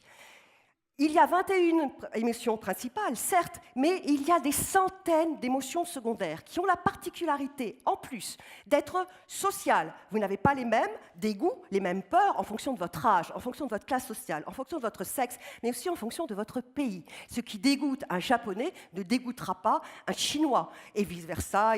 Donc, c'est extrêmement complexe, la subtilité. On peut peut-être identifier que c'est du dégoût, par contre, il sera extrêmement difficile de dire pourquoi ce dégoût a été déclenché. Est-ce qu'on doit avoir confiance? Alors ça, là, on tombe sur quelque chose qui s'appelle le dilemme social. Vous savez, avec la voiture autonome, ça a été une question qu'on a beaucoup posée. Est-ce qu'on écraserait un enfant, une femme enceinte, etc., ou on se tuerait soi-même? Donc la question est, alors ça a plus ou moins été répondu par Google Car, en fait, qui ont fait le choix de préserver le conducteur avant toute chose. Donc en fait, vous seriez capable d'écraser les Beatles. C'est une question, c'est vraiment un dilemme social, c'est une véritable question. Alors, la confidentialité, on en a parlé un petit peu, donc je passerai un petit peu plus rapidement dessus. Donc cette poupée, l'année dernière, Hello Barbie a fait beaucoup parler d'elle parce qu'elle enregistre en fait tout l'environnement de l'enfant pour pouvoir répondre aux questions de l'enfant. Et là, c'était clairement dit qu'elle enregistrait quasiment, enfin pas tout à fait en permanence, mais très très longtemps. Et on s'est demandé où allaient ces données, parce que les questions que pose la poupée, ça ce sont des questions que pose la poupée, sont quand même très intrusives quelque part. Quel est votre restaurant, quel est votre nom, elle pose aussi des questions sur la famille, combien il y a d'enfants dans la famille, combien de fois vous sortez, où est-ce que vous allez. Ce sont des questions qui pourraient être gênantes parce qu'elles ne sont pas conservées dans la poupée, elles partent dans les serveurs Mattel et elles sont conservées pendant 2 ans. De la même façon, les sextoys, bien sûr, sont aussi donnent des données. C'est l'une des choses qu'elles peuvent faire. Et là, en mars 2017, donc, un fabricant de sextoys a été condamné à payer à ses utilisateurs 3,75 millions de dollars pour avoir collecté des informations sans l'avoir dit aux utilisateurs. Je ne sais pas ce qu'ils ont fait. Lesquels ? Je ne sais pas. Donc, les spécialistes de la sécurité peuvent dire que pour tous les objets connectés, vous pouvez remplacer le mot intelligent par le mot vulnérable, mais comme tu nous le disais tout à l'heure, en fait, même la NSA se fait hacker, donc effectivement, c'est extrêmement difficile, mais il faut y penser. Alors, quelque chose justement sur la morale, la moralisation, on va dire, de l'éthique. Donc, en 2017, le Conseil d'économie sociale européen a fait une sorte de code de déontologie en disant qu'il fallait que l'intelligence artificielle respecte la dignité humaine, l'intégrité, la liberté, la vie privée, la diversité culturelle et l'égalité.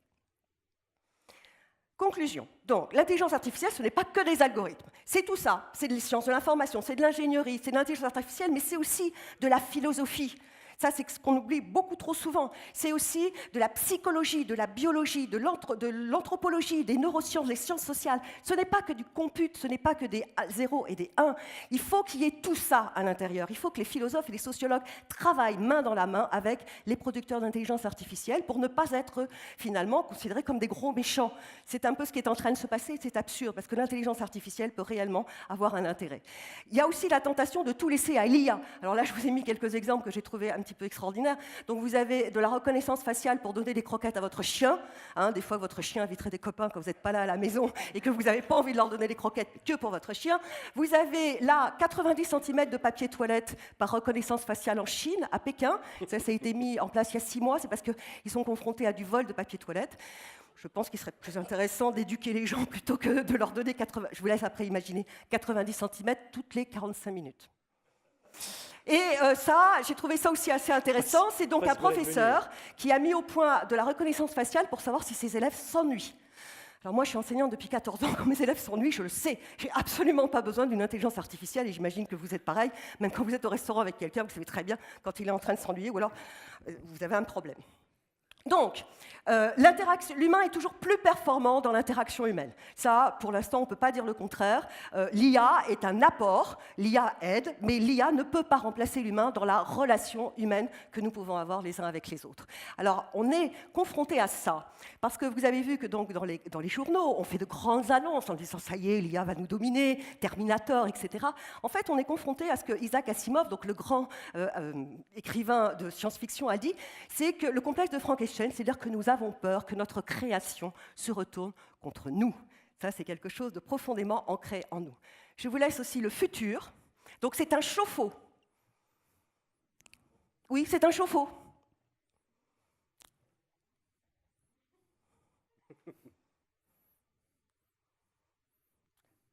Ça, c'est la prochaine génération, en fait. Elle a complètement intégré le robot. Pour elle, c'est quelque chose de naturel.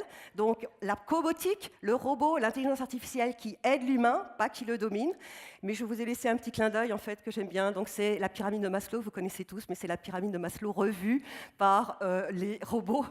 Voilà. Merci. Merci, Sophie. Il faut destroy humans. Le sommet de la pyramide pour le robot, c'est détruire l'humain. Il faut absolument qu'on les forme, ces robots. Alors, cette fois-ci, c'est bon. Après l'hôtellerie, le transport. Vous allez voir, on ne va plus du tout voyager de la même manière demain qu'aujourd'hui.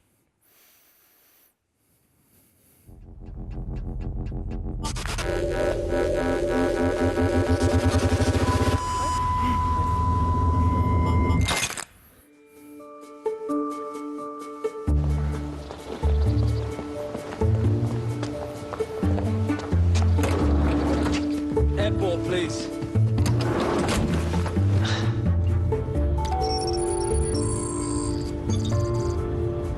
Live, breathe, smell. Full spectrum memory, You could get a Willow Grain upgrade for less than the price of a daily cup of coffee and 3 decades of backup for free. Install in-grain procedure with local anesthetic and you're good to go. Because memory is for living. Sorry.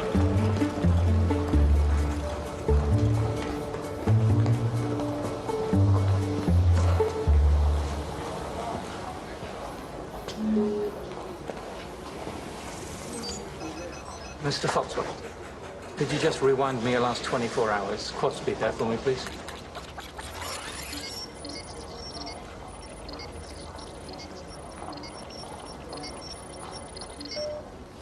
Great. And back that up for me times 64 for the week.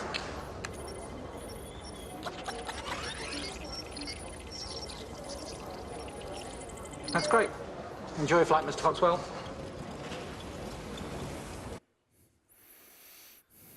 Pour parler du voyage du futur, merci d'accueillir avec moi Jules et Louise, qui viennent du futur, de 2030. C'est la voix du client. Et on va partager comme ça l'expérience de cette époque.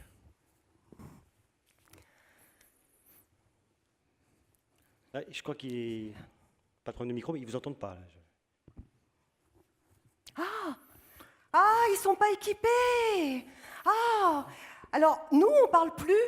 On a du BBI, du Brain-to-Brain Interface. C'est très silencieux, c'est très agréable et on donne des conférences dans le silence total et vous nous écoutez par cerveau interposé.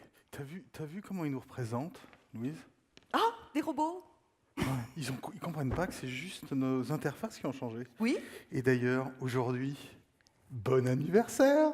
Ah oui, c'est vrai que tu le sais. Alors, tu le sais, je te remercie, même si ta puce te rappelle en permanence de toute façon tous les anniversaires de tous les amis que tu peux avoir. Donc, c'est pas si formidable que ça. Mais maintenant, on a le choix de dire ou pas joyeux anniversaire. Par contre, tout le monde sait en face de vous que vous savez que c'est leur anniversaire. T'avais fait quelque chose pour l'anniversaire de ta mère l'année dernière? Ah, j'ai failli oublier, tu te souviens? Oui. Hein, j'ai été rappelé absolument à la dernière minute par mon assistant que ma mère arrivait à l'aéroport dans les 30 minutes. Et tu sais où on habite, la distance de l'aéroport? 200 km. Il fallait que je sois à l'aéroport dans 30 minutes. Pas de problème. L'intelligence artificielle de mon agent intelligent m'a organisé mon trajet jusqu'à l'Hyperloop, d'abord. D'abord, j'ai été prendre ma voiture. Tu connais cette petite voiture qu'on a dans le garage? TFX. Mon TFX. Alors, il est très bien parce qu'il décide comment je peux arriver à mon point de destination. Donc, on a un point d'embarquement à l'hypergare pour mon Hyperloop. Donc, en fait, il décide que là, il valait mieux y aller en volant. Parce que tu étais en retard. Et il contrôle totalement les interfaces, parce que dans le ciel, il y a quand même beaucoup d'engins comme celui-là. Donc, il faut valider que tout se passe bien. Et évidemment, je touche à rien. C'est lui qui décide s'il roule ou s'il vole. Et puis, il décide comment il faut se poser. Et il me pose, il rentre, lui, tout seul, chez lui. Et moi, je peux courir et monter, rattraper mon Hyperloop. Tu connais l'Hyperloop? Ou il faut peut-être qu'on leur explique à nos amis. Moi, je connais. Bien entendu, je le prends tous les jours. Par contre, je pense qu'il faut leur expliquer. Oui, alors, donc, tu as ton lieu d'embarquement qui dépend, en fait, de ta destination finale. Parce que qu'est-ce qui se passe? En fait, tu rentres dans un pod. Un pod, tu vas avec des gens qui vont à peu près dans la même destination que toi. Et ces pods sont assemblés, tu vois, ils sont assemblés les uns avec les autres, de façon à faire un train de pod. Et ce train de pod, il va être envoyé dans un tube. Ah oui, comme les pneumatiques. Les pneumatiques. Tu te souviens des pneumatiques? Ma grand-mère m'en parlait. Absolument, exact. Et tu sais à quelle vitesse ça va? 2300 km/h, je crois, la dernière. Donc absolument. Hein? Donc tu vois, je pouvais arriver assez rapidement à Abu Dhabi, où j'avais rendez-vous avec retrouver maman. Et alors, à destination, c'est le même processus. Parce qu'effectivement, il faut resélectionner les nacelles et les dispatcher à destination dans la bonne direction. Donc toute l'intelligence est programmée pour me permettre d'arriver au rendez-vous à l'heure et de retrouver maman. Et comment ça va se positionner? Très simplement, il y a des nacelles individuelles, et ces nacelles individuelles, les voilà, donc voilà un exemple de nacelle. Et puis, je savais que je voulais retrouver maman, tu sais, j'avais donné rendez-vous dans une lounge. Oui, dans les lounges Avis. Voilà, absolument, qui avait été faite par Avis. Donc tu vois, regarde, j'arrive, ma nacelle s'accroche à l'autre, j'ai le temps de transférer vers l'autre nacelle, et voilà, je me transfère. Et là, je vais faire quelque chose, parce que Maman, ça lui ferait plaisir, c'est son anniversaire, qu'au moins je lui offre un thé, tu sais qu'elle adore le thé. Absolument. Donc moi, ce que j'ai été faire, j'ai été passer commande pour être livré de thé directement dans la nacelle. Donc on est allé se connecter à la nacelle de... Ça s'appelle plus Starbucks, mais ils s'appelaient ça Starbucks dans leur temps, donc de Starbucks. Oui, on va les aider. Qui m'a permis de me livrer les boissons dont j'avais besoin. Et puis, effectivement, je suis arrivé à temps. Une demi-heure plus tard, j'étais avec maman. Et nous étions dans la rue, dans notre Hyper Lounge, le nouveau produit d'Avis. Alors, vous avez remarqué, il n'y a pas de conducteur. C'est automatique. Parce que je crois qu'à l'époque, il passait un permis de conducteur. Non, c'est ça ? Non, Louise, un permis de conduire. Ah oui, de conduire. Oui, conduire. Maintenant, on a une interdiction de conduire. C'est complètement différent. On n'a plus le droit parce que c'est beaucoup trop dangereux. À l'époque, je me souviens, on m'avait raconté que les gens téléphonaient au volant. Attends, tu rigoles, il y avait aussi des gens qui se maquillaient dans les voitures. C'est insensé quand même. C'est pour ça que c'est quand même beaucoup plus sûr que ce soit du pilote entièrement automatique et nous, on n'a rien à faire. Donc on peut prendre le thé avec sa maman, par exemple. Et puis, il n'y a pas que ça, Tu sais que tout est devenu automatique. Oui, c'est vrai qu'ils conduisaient les camions. Ils conduisaient les camions, donc pour eux, les camions, etc. Tandis que les camions, aujourd'hui, ils sont complètement automatisés. En fait, la route, c'est comme des rails et ils se suivent à la queue leu-leu sur la route. Tu te souviens, ça avait été présenté par...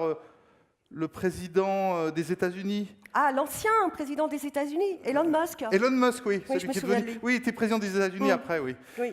Et ils ont pris la présidence. Ça, je crois, en 2017. Déjà en 2017, il avait lancé ce truc-là. Oui, mais il a été élu en 2020. Oui, absolument. Juste après Mark Zuckerberg. Mais les gens ont des idées, finalement, que fondamentalement, on va toujours avoir des voitures. Non, mais ça n'a aucun sens d'avoir des voitures. Ce qui vraiment nous étonne, nous, quand on regarde les années 2017, en fait, c'est que les gens possédaient des véhicules. Oui. Un véhicule qu'on n'utilise que 10% du temps. Ça sert à quoi de posséder un véhicule qu'on laisse comme ça dans la rue, qui se fait abîmer encore le quart du temps, et qui sert à rien? Nous, maintenant, on partage tout. On partage le vélo. Regarde, ça c'est une slide que j'ai retrouvée de nos présentations de 2017. On était tout petit à l'époque, je me souviens. Et donc, on partageait le vélo, on peut partager les scooters. Effectivement, c'est ce qui est arrivé.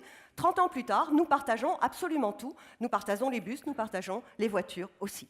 On a toujours cette idée que les robots sont des humanoïdes, mais en fait, ils ne se rendent pas compte que ce n'est pas toujours des humanoïdes. Non, en fait, il n'y a aucun humanoïde. Ça n'existe pas. En fait, ce sont les objets qui sont robotisés. Alors, Jules, il y a un truc qu'il aime beaucoup, c'est que sa valise le suive quand il va en vacances. Toi, je sais que ce n'est pas ton truc. Non, moi, j'aime pas que ma valise me suive. Non, moi, je préfère voyager en valise. Je trouve que c'est quand même beaucoup plus sympa. Et comme ça, j'ai ma valise avec moi tout le temps. Et moi, comme j'aime bien savoir où sont les petites affaires, je vais à l'aéroport directement en valise. Oui, mais il faut qu'on leur parle justement. Aéroport, avion. Il faut qu'ils comprennent que l'avion, c'est Hyperloop si on veut aller très vite. Donc, oui, l'avion, ça n'a absolument plus rien à voir avec ce que vous pouvez imaginer. Quand on veut aller vite quelque part, on prend un Hyperloop. Par contre, quand on veut faire une croisière, on prend un avion. Alors, on prend des avions dans lesquels il y a, par exemple, des carlingues transparentes. Parce que je ne vous ai pas dit mon métier, mais mon métier, c'est créatrice d'intelligence artificielle, par l'intelligence artificielle, de décors pour les carlingues d'avion. Alors, soit je mets des décors qui existent vraiment, le paysage, mais je peux aussi inventer des décors oniriques complètement différents, ou des décors avec des pop-up, des bibliothèques, comme vous pouvez le voir sur l'image en haut à gauche. Alors ça, c'est un truc pour toi, ça. Hein. Il y a même des avions qui sont imprimés en 3D. Celui-là, je sais que tu n'aimes pas le prendre. Non, moi j'ai peur. moi, j'aime pas, j'ai le vertige. T'as le vertige, oui, j'aime pas ce genre de choses. Ils sont entièrement transparents. Raconte-moi ton histoire quand tu es allé récemment avec ta copine, tes copines à Hong Kong. Tu te souviens, ça? Ah oui. Alors ça, c'est parce que maintenant, voilà, on fait des croisières. Alors, le Zeppelin hôtelier de Dassault, par exemple, qui avait été prévu en 2015, a effectivement existé. Mais maintenant, on a ce genre de choses qui est de la même façon un Zeppelin.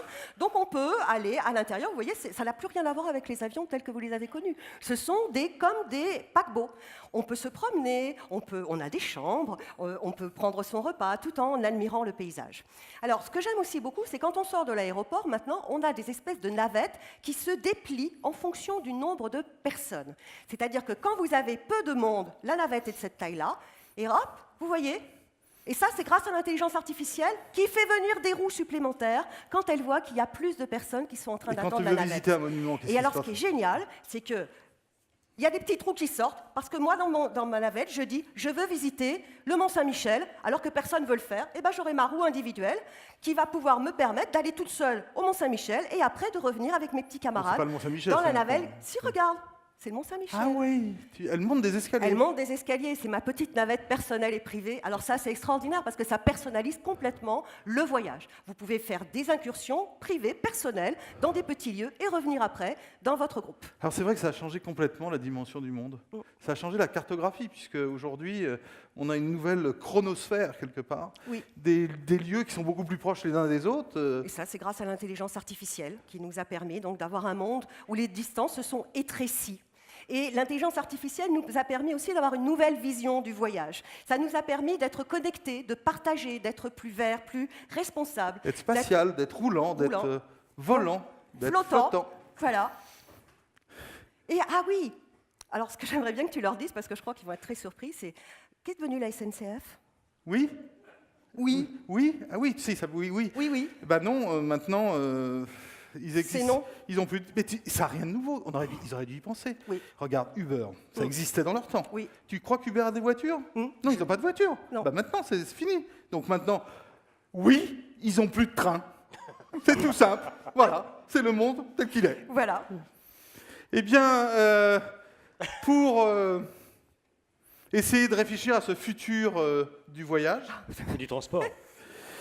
Notre Louise, non. Donc, Sophie. alors Sophie va appeler Éric Vidalinck. Et Georges-Édouard va appeler Jean-François Gomez. Donc Éric Vidalinck nous vient de l'ADEME et Jean-François Gomez nous vient de Microsoft. On peut les applaudir.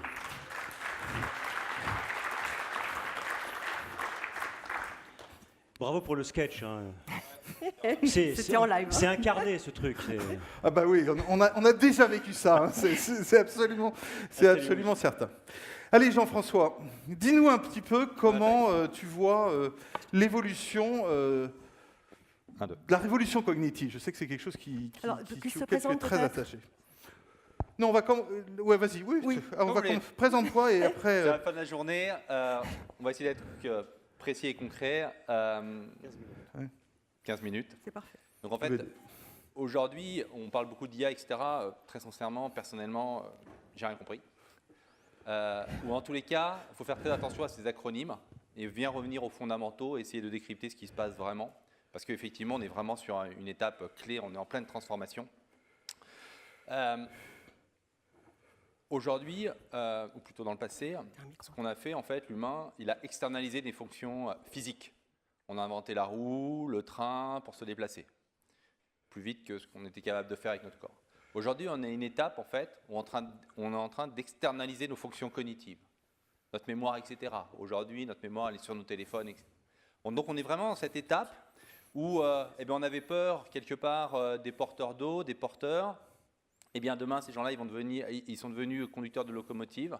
Demain, eh bien, effectivement, il y a d'autres métiers qui vont se créer parce qu'on aura externalisé un certain nombre de ces fonctions cognitives. Donc, on est vraiment à cette étape clé et on est en train de démarrer, on est juste au début de cette vraie révolution, en fait. Alors, Microsoft a longuement travaillé sur ce sujet. On a travaillé ensemble dans ma vie précédente et je me souviens très bien que déjà, au début des années 2010, vers 2012, vous aviez cette vision assez intéressante de la transformation du voyage et comment effectivement j'allais arriver à l'aéroport, un nouvel aéroport que je ne connaissais pas, où on parlait une langue que je ne comprenais pas forcément, qui m'était traduite grâce à mes lunettes, et puis tout un monde d'interfaces. Donc c'est quelque chose qui vous a beaucoup habité, ça, la transformation du voyage. Effectivement, parce qu'en fait, on s'aperçoit que la vie est un voyage et qu'en permanence, essayer de se penser la situation de mobilité est fondamentale. La situation de mobilité, c'est la situation en fait, où on découvre un environnement, où on essaie de s'approprier un environnement. Et donc en fait, chez Microsoft, nous, on nous fournit des technologies de base, d'infrastructure, mais pour pouvoir, je dirais, se préparer pour le futur, eh bien, il faut d'abord avoir une vision. Vous êtes des entrepreneurs, pour entreprendre, il faut avoir une direction. Souvent, on ne sait pas le chemin qu'on va prendre exactement, mais il est très important de s'imaginer ce que ça pourrait être pour ensuite faire des choix. Et donc, typiquement, ce genre de film, en fait, permet à tout un écosystème, à tout un environnement de se projeter. Et les films qu'on a vus précédemment sur le déplacement, c'est pareil. Si on n'arrive pas à se projeter, à se pousser, à avoir des idées, on ne pourra pas créer. Jean-François, pourquoi c'est le bon moment pour l'intelligence artificielle? Pourquoi c'est maintenant que ça arrive? Pourquoi aujourd'hui c'est le moment? C'est parce qu'il y a la conjugaison de 3 éléments. Il y a la puissance, c'est ce qu'on appelle le cloud communément, mais en gros c'est à la demande, on peut avoir une puissance quasiment infinie. Donc on a de la puissance. Le deuxième point, c'est les données. Aujourd'hui, l'Internet des objets, tous les objets autour de nous sont communicants. Sur soi, on doit avoir à peu près aujourd'hui 2, 3, 4 objets connectés à Internet, son smartphone, sa voiture, parce que ça va bientôt être obligatoire, etc. Bon, d'ici 3, 4 ans, ça sera 10, ça sera 100. Donc on est aujourd'hui dans une explosion, en fait, des objets connectés. Alors c'est un objet connecté en direct, qui parle directement à Internet, mais ça peut être un objet reconnu à partir d'un tag. Aujourd'hui, si votre maison, votre habitat, le plan, il est sur Internet, votre maison elle est connectée parce qu'il y a des gens qui vont pouvoir voir la composition de votre maison. Donc on a une explosion de données, on a une explosion de puissance, et donc on a des algorithmes. L'IA, c'est d'abord des algorithmes, ce sont des programmes. Et donc quand on conjugue ces 3 éléments aujourd'hui, on a vraiment une capacité très forte à réinventer tout un tas de scénarios. Et donc pour te paraphraser un petit peu et dire finalement, ce que je fais avec l'intelligence artificielle, c'est que je suis capable de raisonner, je suis capable de comprendre, et je suis capable d'interagir. Je voudrais qu'on passe un peu à du concret. Voilà, montre-nous des situations, des idées où effectivement Microsoft commence à appliquer dans l'intelligence artificielle. Voilà. Donc en fait, derrière l'IA, alors ce slide il va être un peu compliqué, c'est un slide d'ingénieur, mais je pense qu'on en a parlé précédemment, plus que jamais, tout le monde doit être conscient en fait de ce qui se passe et doit décrypter ces données. Quand on va chez un acteur et que c'est gratuit, c'est qu'on est le produit. C'est une base aujourd'hui qu'il faut savoir. Et donc c'est pour cela qu'il est important de connaître ces fondamentaux. Aujourd'hui, quand on parle d'intelligence artificielle, derrière, il y a la colonne de haut, en fait, la ligne du haut, c'est quoi?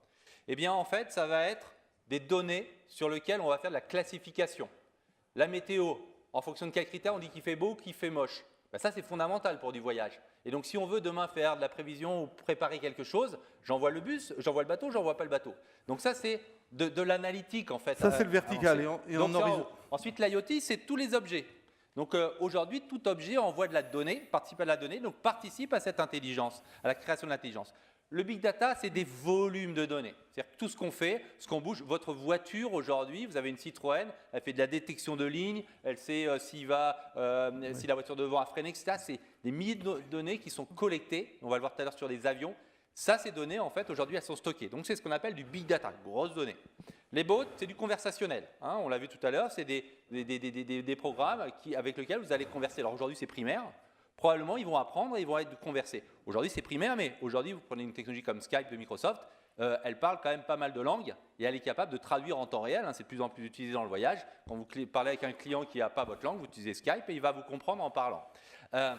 La blockchain, on n'en a pas beaucoup parlé, mais c'est probablement un des éléments les plus disruptifs de la société de demain. Et puis, bien sûr, les HoloLens, mais c'est globalement tout ce qui est réalité augmentée. La réalité augmentée, on en a vu quelque part. C'est également de l'intelligence artificielle, c'est de la donnée qui va justement vous permettre de projeter sur un existant des images, des données, etc. Donc ça, c'est les éléments. Jean-François, tu es venu avec quelques exemples. Donc, par exemple, l'exemple d'Uber. Donne-nous quelques exemples de comment les données sont justement utilisées, transformées. Voilà, donc on a un certain nombre d'exemples. Donc typiquement Uber, vous voyez que c'est utilisé pour quoi qu'on va appeler intelligence artificielle. Donc en fait ici c'est une application, un service qui permet de reconnaître les individus après s'être enregistrés. Eh bien ça va permettre en fait d'optimiser, on le voit ici, les mouvements. Donc tout ce qui est planification, etc. va être notamment utilisé parce qu'on va pouvoir identifier les chauffeurs. Ça va garantir la sécurité, on le voit ici, safety. Et puis ça va également avoir une meilleure qualité de relation avec le client parce que le client, quand il va rentrer dans une voiture, il pourra vérifier que c'est bien le chauffeur qui a le droit de conduire la voiture. Ça, c'est un exemple d'utilisation du service cognitif de reconnaissance de visage. Passons sur les avions et par exemple le flux aérien, qui est une question difficile. Voilà, donc là, ça va concerner effectivement la prévision, c'est-à-dire comment optimiser les flux. Donc la prévision, c'est où sont les canaux aériens, les flux aériens en termes de vent pour diminuer la consommation, pour optimiser les flux aériens. Ça va concerner également, bien sûr, tout ce qui est la problématique c'est l'IoT, c'est-à-dire toutes les informations sur les avions qui sont remontées en permanence, qui vont nous permettre également d'organiser le mouvement des avions, pour économiser de l'énergie. Ça va également permettre en fait d'avoir des remontées d'informations pour savoir qu'effectivement, s'il y a un avion qui a un problème, etc., et ben on va ralentir la route des autres avions. Donc en gros, on va créer une intelligence collective entre tous ces éléments qui sont dans le ciel en train de voler, une intelligence entre les éléments, mais également avec l'environnement pour pouvoir optimiser les déplacements. Et un autre élément, ici c'est Rolls-Royce, c'est les moteurs Rolls-Royce où effectivement les moteurs sont en permanence connectés. Et donc, le pilote, avant de monter dans l'avion, le moteur en vol, il va en permanence échanger des données pour pouvoir soit prévoir une intervention à l'arrivée, soit apprendre du comportement du moteur en vol et peut-être demain faire évoluer la technologie du moteur. Et puis, c'est également pour le pilote pouvoir, en toute connaissance de cause, choisir la bonne quantité d'essence à monter avant. Là, tout ça, en fait, voilà, c'est des algorithmes, c'est de la donnée, c'est de la puissance qui permet d'optimiser tous ces éléments en fait, dans le transport. Et donc, globalement, toutes ces technologies de l'information qui sont en train de monter en puissance, ça permet des nouveaux types d'engagement client, on l'a vu précédemment, ça permet de transformer les produits. Aujourd'hui, on ne vend plus un moteur d'avion, on vend en fait de la consommation de l'heure de vol, et ça, dans le voyage, on va l'avoir de plus en plus. Ça va très vite. Bon, le plus important, en fait, c'est qu'en fait, on change de société. On est passé d'une société hiérarchisée, structurée, issue de la société industrielle, où la performance venait de la planification et de l'exécution, à un modèle... Ah ben ça va très vite, là. Un modèle, oui. À un modèle en fait qui repose sur la chaîne de valeur et donc sur la capacité de créer la bonne opportunité. Et donc, on a passé beaucoup de choses, mais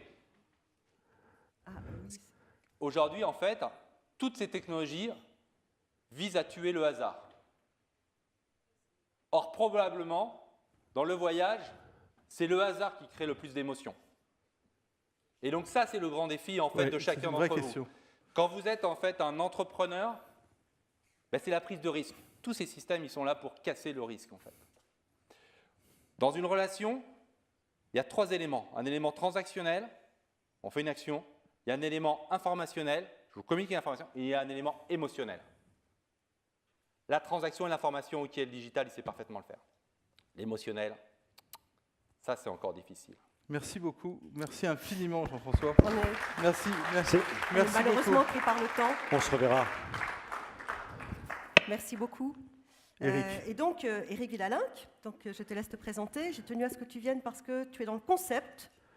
Je trouve que c'est très intéressant aussi de conceptualiser le transport. Bonsoir. Donc, Éric Vidalinck, je suis responsable du pôle transition énergétique à l'ADEME, l'Agence de l'environnement et de la maîtrise de l'énergie, la direction régionale des Hauts-de-France. Et puis sur les sujets dont on va parler, j'ai écrit un petit peu sur un blog personnel hébergé chez Alternative Économique notamment, et puis je suis conseiller scientifique de Futurible, un think tank qui réfléchit aux questions du futur. Alors malheureusement, étant pris par le temps, je sais, ayant déjà participé avec toi à une table ronde, quelques sujets. Est-ce que tu peux passer encore? Voilà, alors. Je sais que c'est un sujet que tu affectionnes particulièrement. Donc, l'Hyperloop. Donc, tu as publié plusieurs articles sur l'Hyperloop, enfin, un article assez récent sur l'Hyperloop. Et ce mode de transport va ouvrir des champs énormes au tourisme, qui va permettre, par exemple, d'écraser les distances, d'aller très rapidement à des endroits où on allait lentement jusqu'à présent. Et il me semble que tu n'es pas tout à fait convaincu par cette technologie. Alors, l'Hyperloop, je pense, vous n'avez pas pu y échapper, hein. Parce que toutes les semaines, on a un nouveau buzz sur l'Hyperloop qui est censé battre des records de vitesse en permanence. L'objectif, c'est d'avoir un train sous tube, sous vide d'air, pardon, qui fonctionne à 1200 km/h. Pour le moment, les tests, c'est 300 km/h. Donc l'Hyperloop atteint pour le moment la vitesse du TGV. Bon, déjà, on revient un petit peu sur Terre. C'est pas tant la faisabilité technique, moi, du projet qui m'interroge, c'est en fait tout ce qu'on vend derrière. C'est-à-dire qu'on le vend comme un moyen de démocratiser la vitesse, parce que le white paper écrit par Elon Musk en 2013, sur lequel des startups sont ensuite partis, pose les bases physiques du système. Bon, ça, pourquoi pas, même s'il y a beaucoup de questions, mais c'est vendu comme la grande vitesse pour tous. On parlait même de billets gratuits financés par la publicité à un moment. Absolument. Or, un système comme celui-là, il a un débit inférieur au TGV. Et c'est censé être financé en totalité par des investisseurs privés. Aujourd'hui, une LGV, c'est financé aux 3/4 par l'investisseur public, parce que personne ne prend des risques et n'investit sur le si long terme. Avec les difficultés que ça cause sur les péages, etc. Voilà, exactement. Donc ça, c'est censé être financé que par des privés, et c'est censé être quasi gratuit. Moi, je ne vois pas comment, avec un débit inférieur au TGV, on trouve des investisseurs qui investissent sur des modèles-là, avec des temps de retour sur investissement très longs, et avec un modèle économique qui fait que, de fait, ce sera de la très grande vitesse. Mais pas pour tous, ce sera de la très grande vitesse pour quelques-uns à un certain moment. Ce qu'on oublie souvent dans le transport collectif, c'est ce qui compte, c'est pas la vitesse de pointe, c'est même pas la vitesse moyenne, c'est le débit. En gros, combien de personnes on peut transporter en même temps à une certaine vitesse. Et le débit de ce système-là est inférieur à la grande vitesse de systèmes tels que le TGV ou le Shinkansen, si on parle du Japon aujourd'hui. Voilà pourquoi, donc ça va pas sur tout de certains suite projets, remplacer. je suis un petit peu sceptique. D'accord. Et de la même manière, donc on a ça, le prochain, le Big Falcon Rocket, qui va être sorti aussi par Elon Musk. Et on va passer à la dia suivante, parce que, voilà. Donc ça a été publié par un écrivain anglais en 2003. Et c'était un moyen, finalement, de montrer comment la grande vitesse allait relier entre soi les villes du monde. Et on peut quand même s'interroger sur cette carte. Qu'est-ce que tu peux voir, par exemple? Est-ce que ça va permettre de décongestionner des destinations qui sont très congestionnées parce que très sollicitées ou pas? Est-ce que ça va nous ramener dans les petits villages, finalement? Est-ce que ça va nous aider à ça? Ce qu'on voit, c'est que c'est plutôt l'inverse, en fait. On est plutôt dans une carte de congestion généralisée du monde. C'est-à-dire qu'on est tous censés aller au même endroit, en gros une cinquantaine de villes, mais on ne va absolument pas répondre. Parce qu'il n'y aura pas d'arrêt Hyperloop. D'embouteillage. Exactement, on ne va pas pouvoir voyager à 1200 km/h. Et s'arrêter, par exemple, vous voyez aujourd'hui entre Lille et Paris, ce qui fait que la liaison est efficace en 1 heure, c'est justement qu'on ne s'arrête pas. Oui. Si on veut faire de la desserte fine, par définition, on casse tout l'intérêt de la grande vitesse. Et là, en plus, physiquement, ça pose des questions fortes, parce qu'entre passer de 0 à 1200 km/h, s'arrêter. C'est une question aussi. Voilà. Est-ce qu'il faut être préparé pour recevoir cette vitesse? Est-ce que n'importe qui pourra monter finalement dans un Hyperloop sans avoir de dommages physiques? Alors, il y a des physiciens qui, sur l'Hyperloop et la Big Falcon Rocket ou Big Fucking Rocket, parce que c'est les deux noms qu'on a pour le moment. Il y a des physiciens qui sont un petit peu sceptiques sur la capacité à supporter des telles accélérations et décélérations. La BFR, on est à plus de 20 000 km/h de mémoire, donc on change encore d'ordre de grandeur. Donc l'Hyperloop est déjà un peu de dément, mais là on change encore d'ordre de grandeur. Les amis, on doit conclure malheureusement parce qu'il y a une contrainte horaire pour la mairie. Je suis vraiment désolé, c'est hyper frustrant, mais c'est comme ça. Merci infiniment, Eric. Vous remercier. Désolé. Merci à Jean-François aussi. Merci beaucoup. En conclusion, en 2016, 1600 startups spécialisées dans le domaine de l'intelligence artificielle étaient recensées dans le monde. Sur les 1600, 270 en France. La France a prévu d'investir 1,5 milliard d'euros dans le développement de l'IA, quand la Chine prévoit d'en investir 13 milliards. La Chine a réalisé ce que nous avons vu tout à l'heure dans le film, vous savez, la notation de la population. Ça y est, c'est passé. Ils sont passés en fait d'une gouvernementabilité statistique à une algorithmique. Poutine veut devenir le maître du monde. Alors devons-nous continuer à subir des décisions des États ou serons-nous, nous, les décideurs de l'avenir? Est-ce qu'on va devoir faire comme pour le climat et attendre la COP72 sur l'IA? Moi, je pense que c'est à nous, tous, entrepreneurs et individus, de prendre les choses en main et de se méfier, comme l'a dit hier soir Gilbert Cisneros, de la dictature soft. À côté de ça, on sait que vivre sans espoir, c'est cesser de vivre, comme disait Dostoïevski. Alors, belle vie à tous et vive l'amour.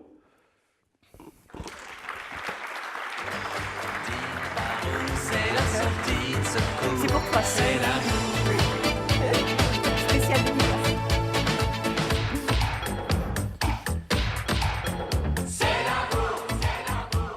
C'est bon, tu peux prendre la main. On peut y aller. Allez, Oui. merci à vous. Soirée. Alors, écoutez, merci, merci encore, madame, messieurs, merci beaucoup. Oui, on peut les applaudir.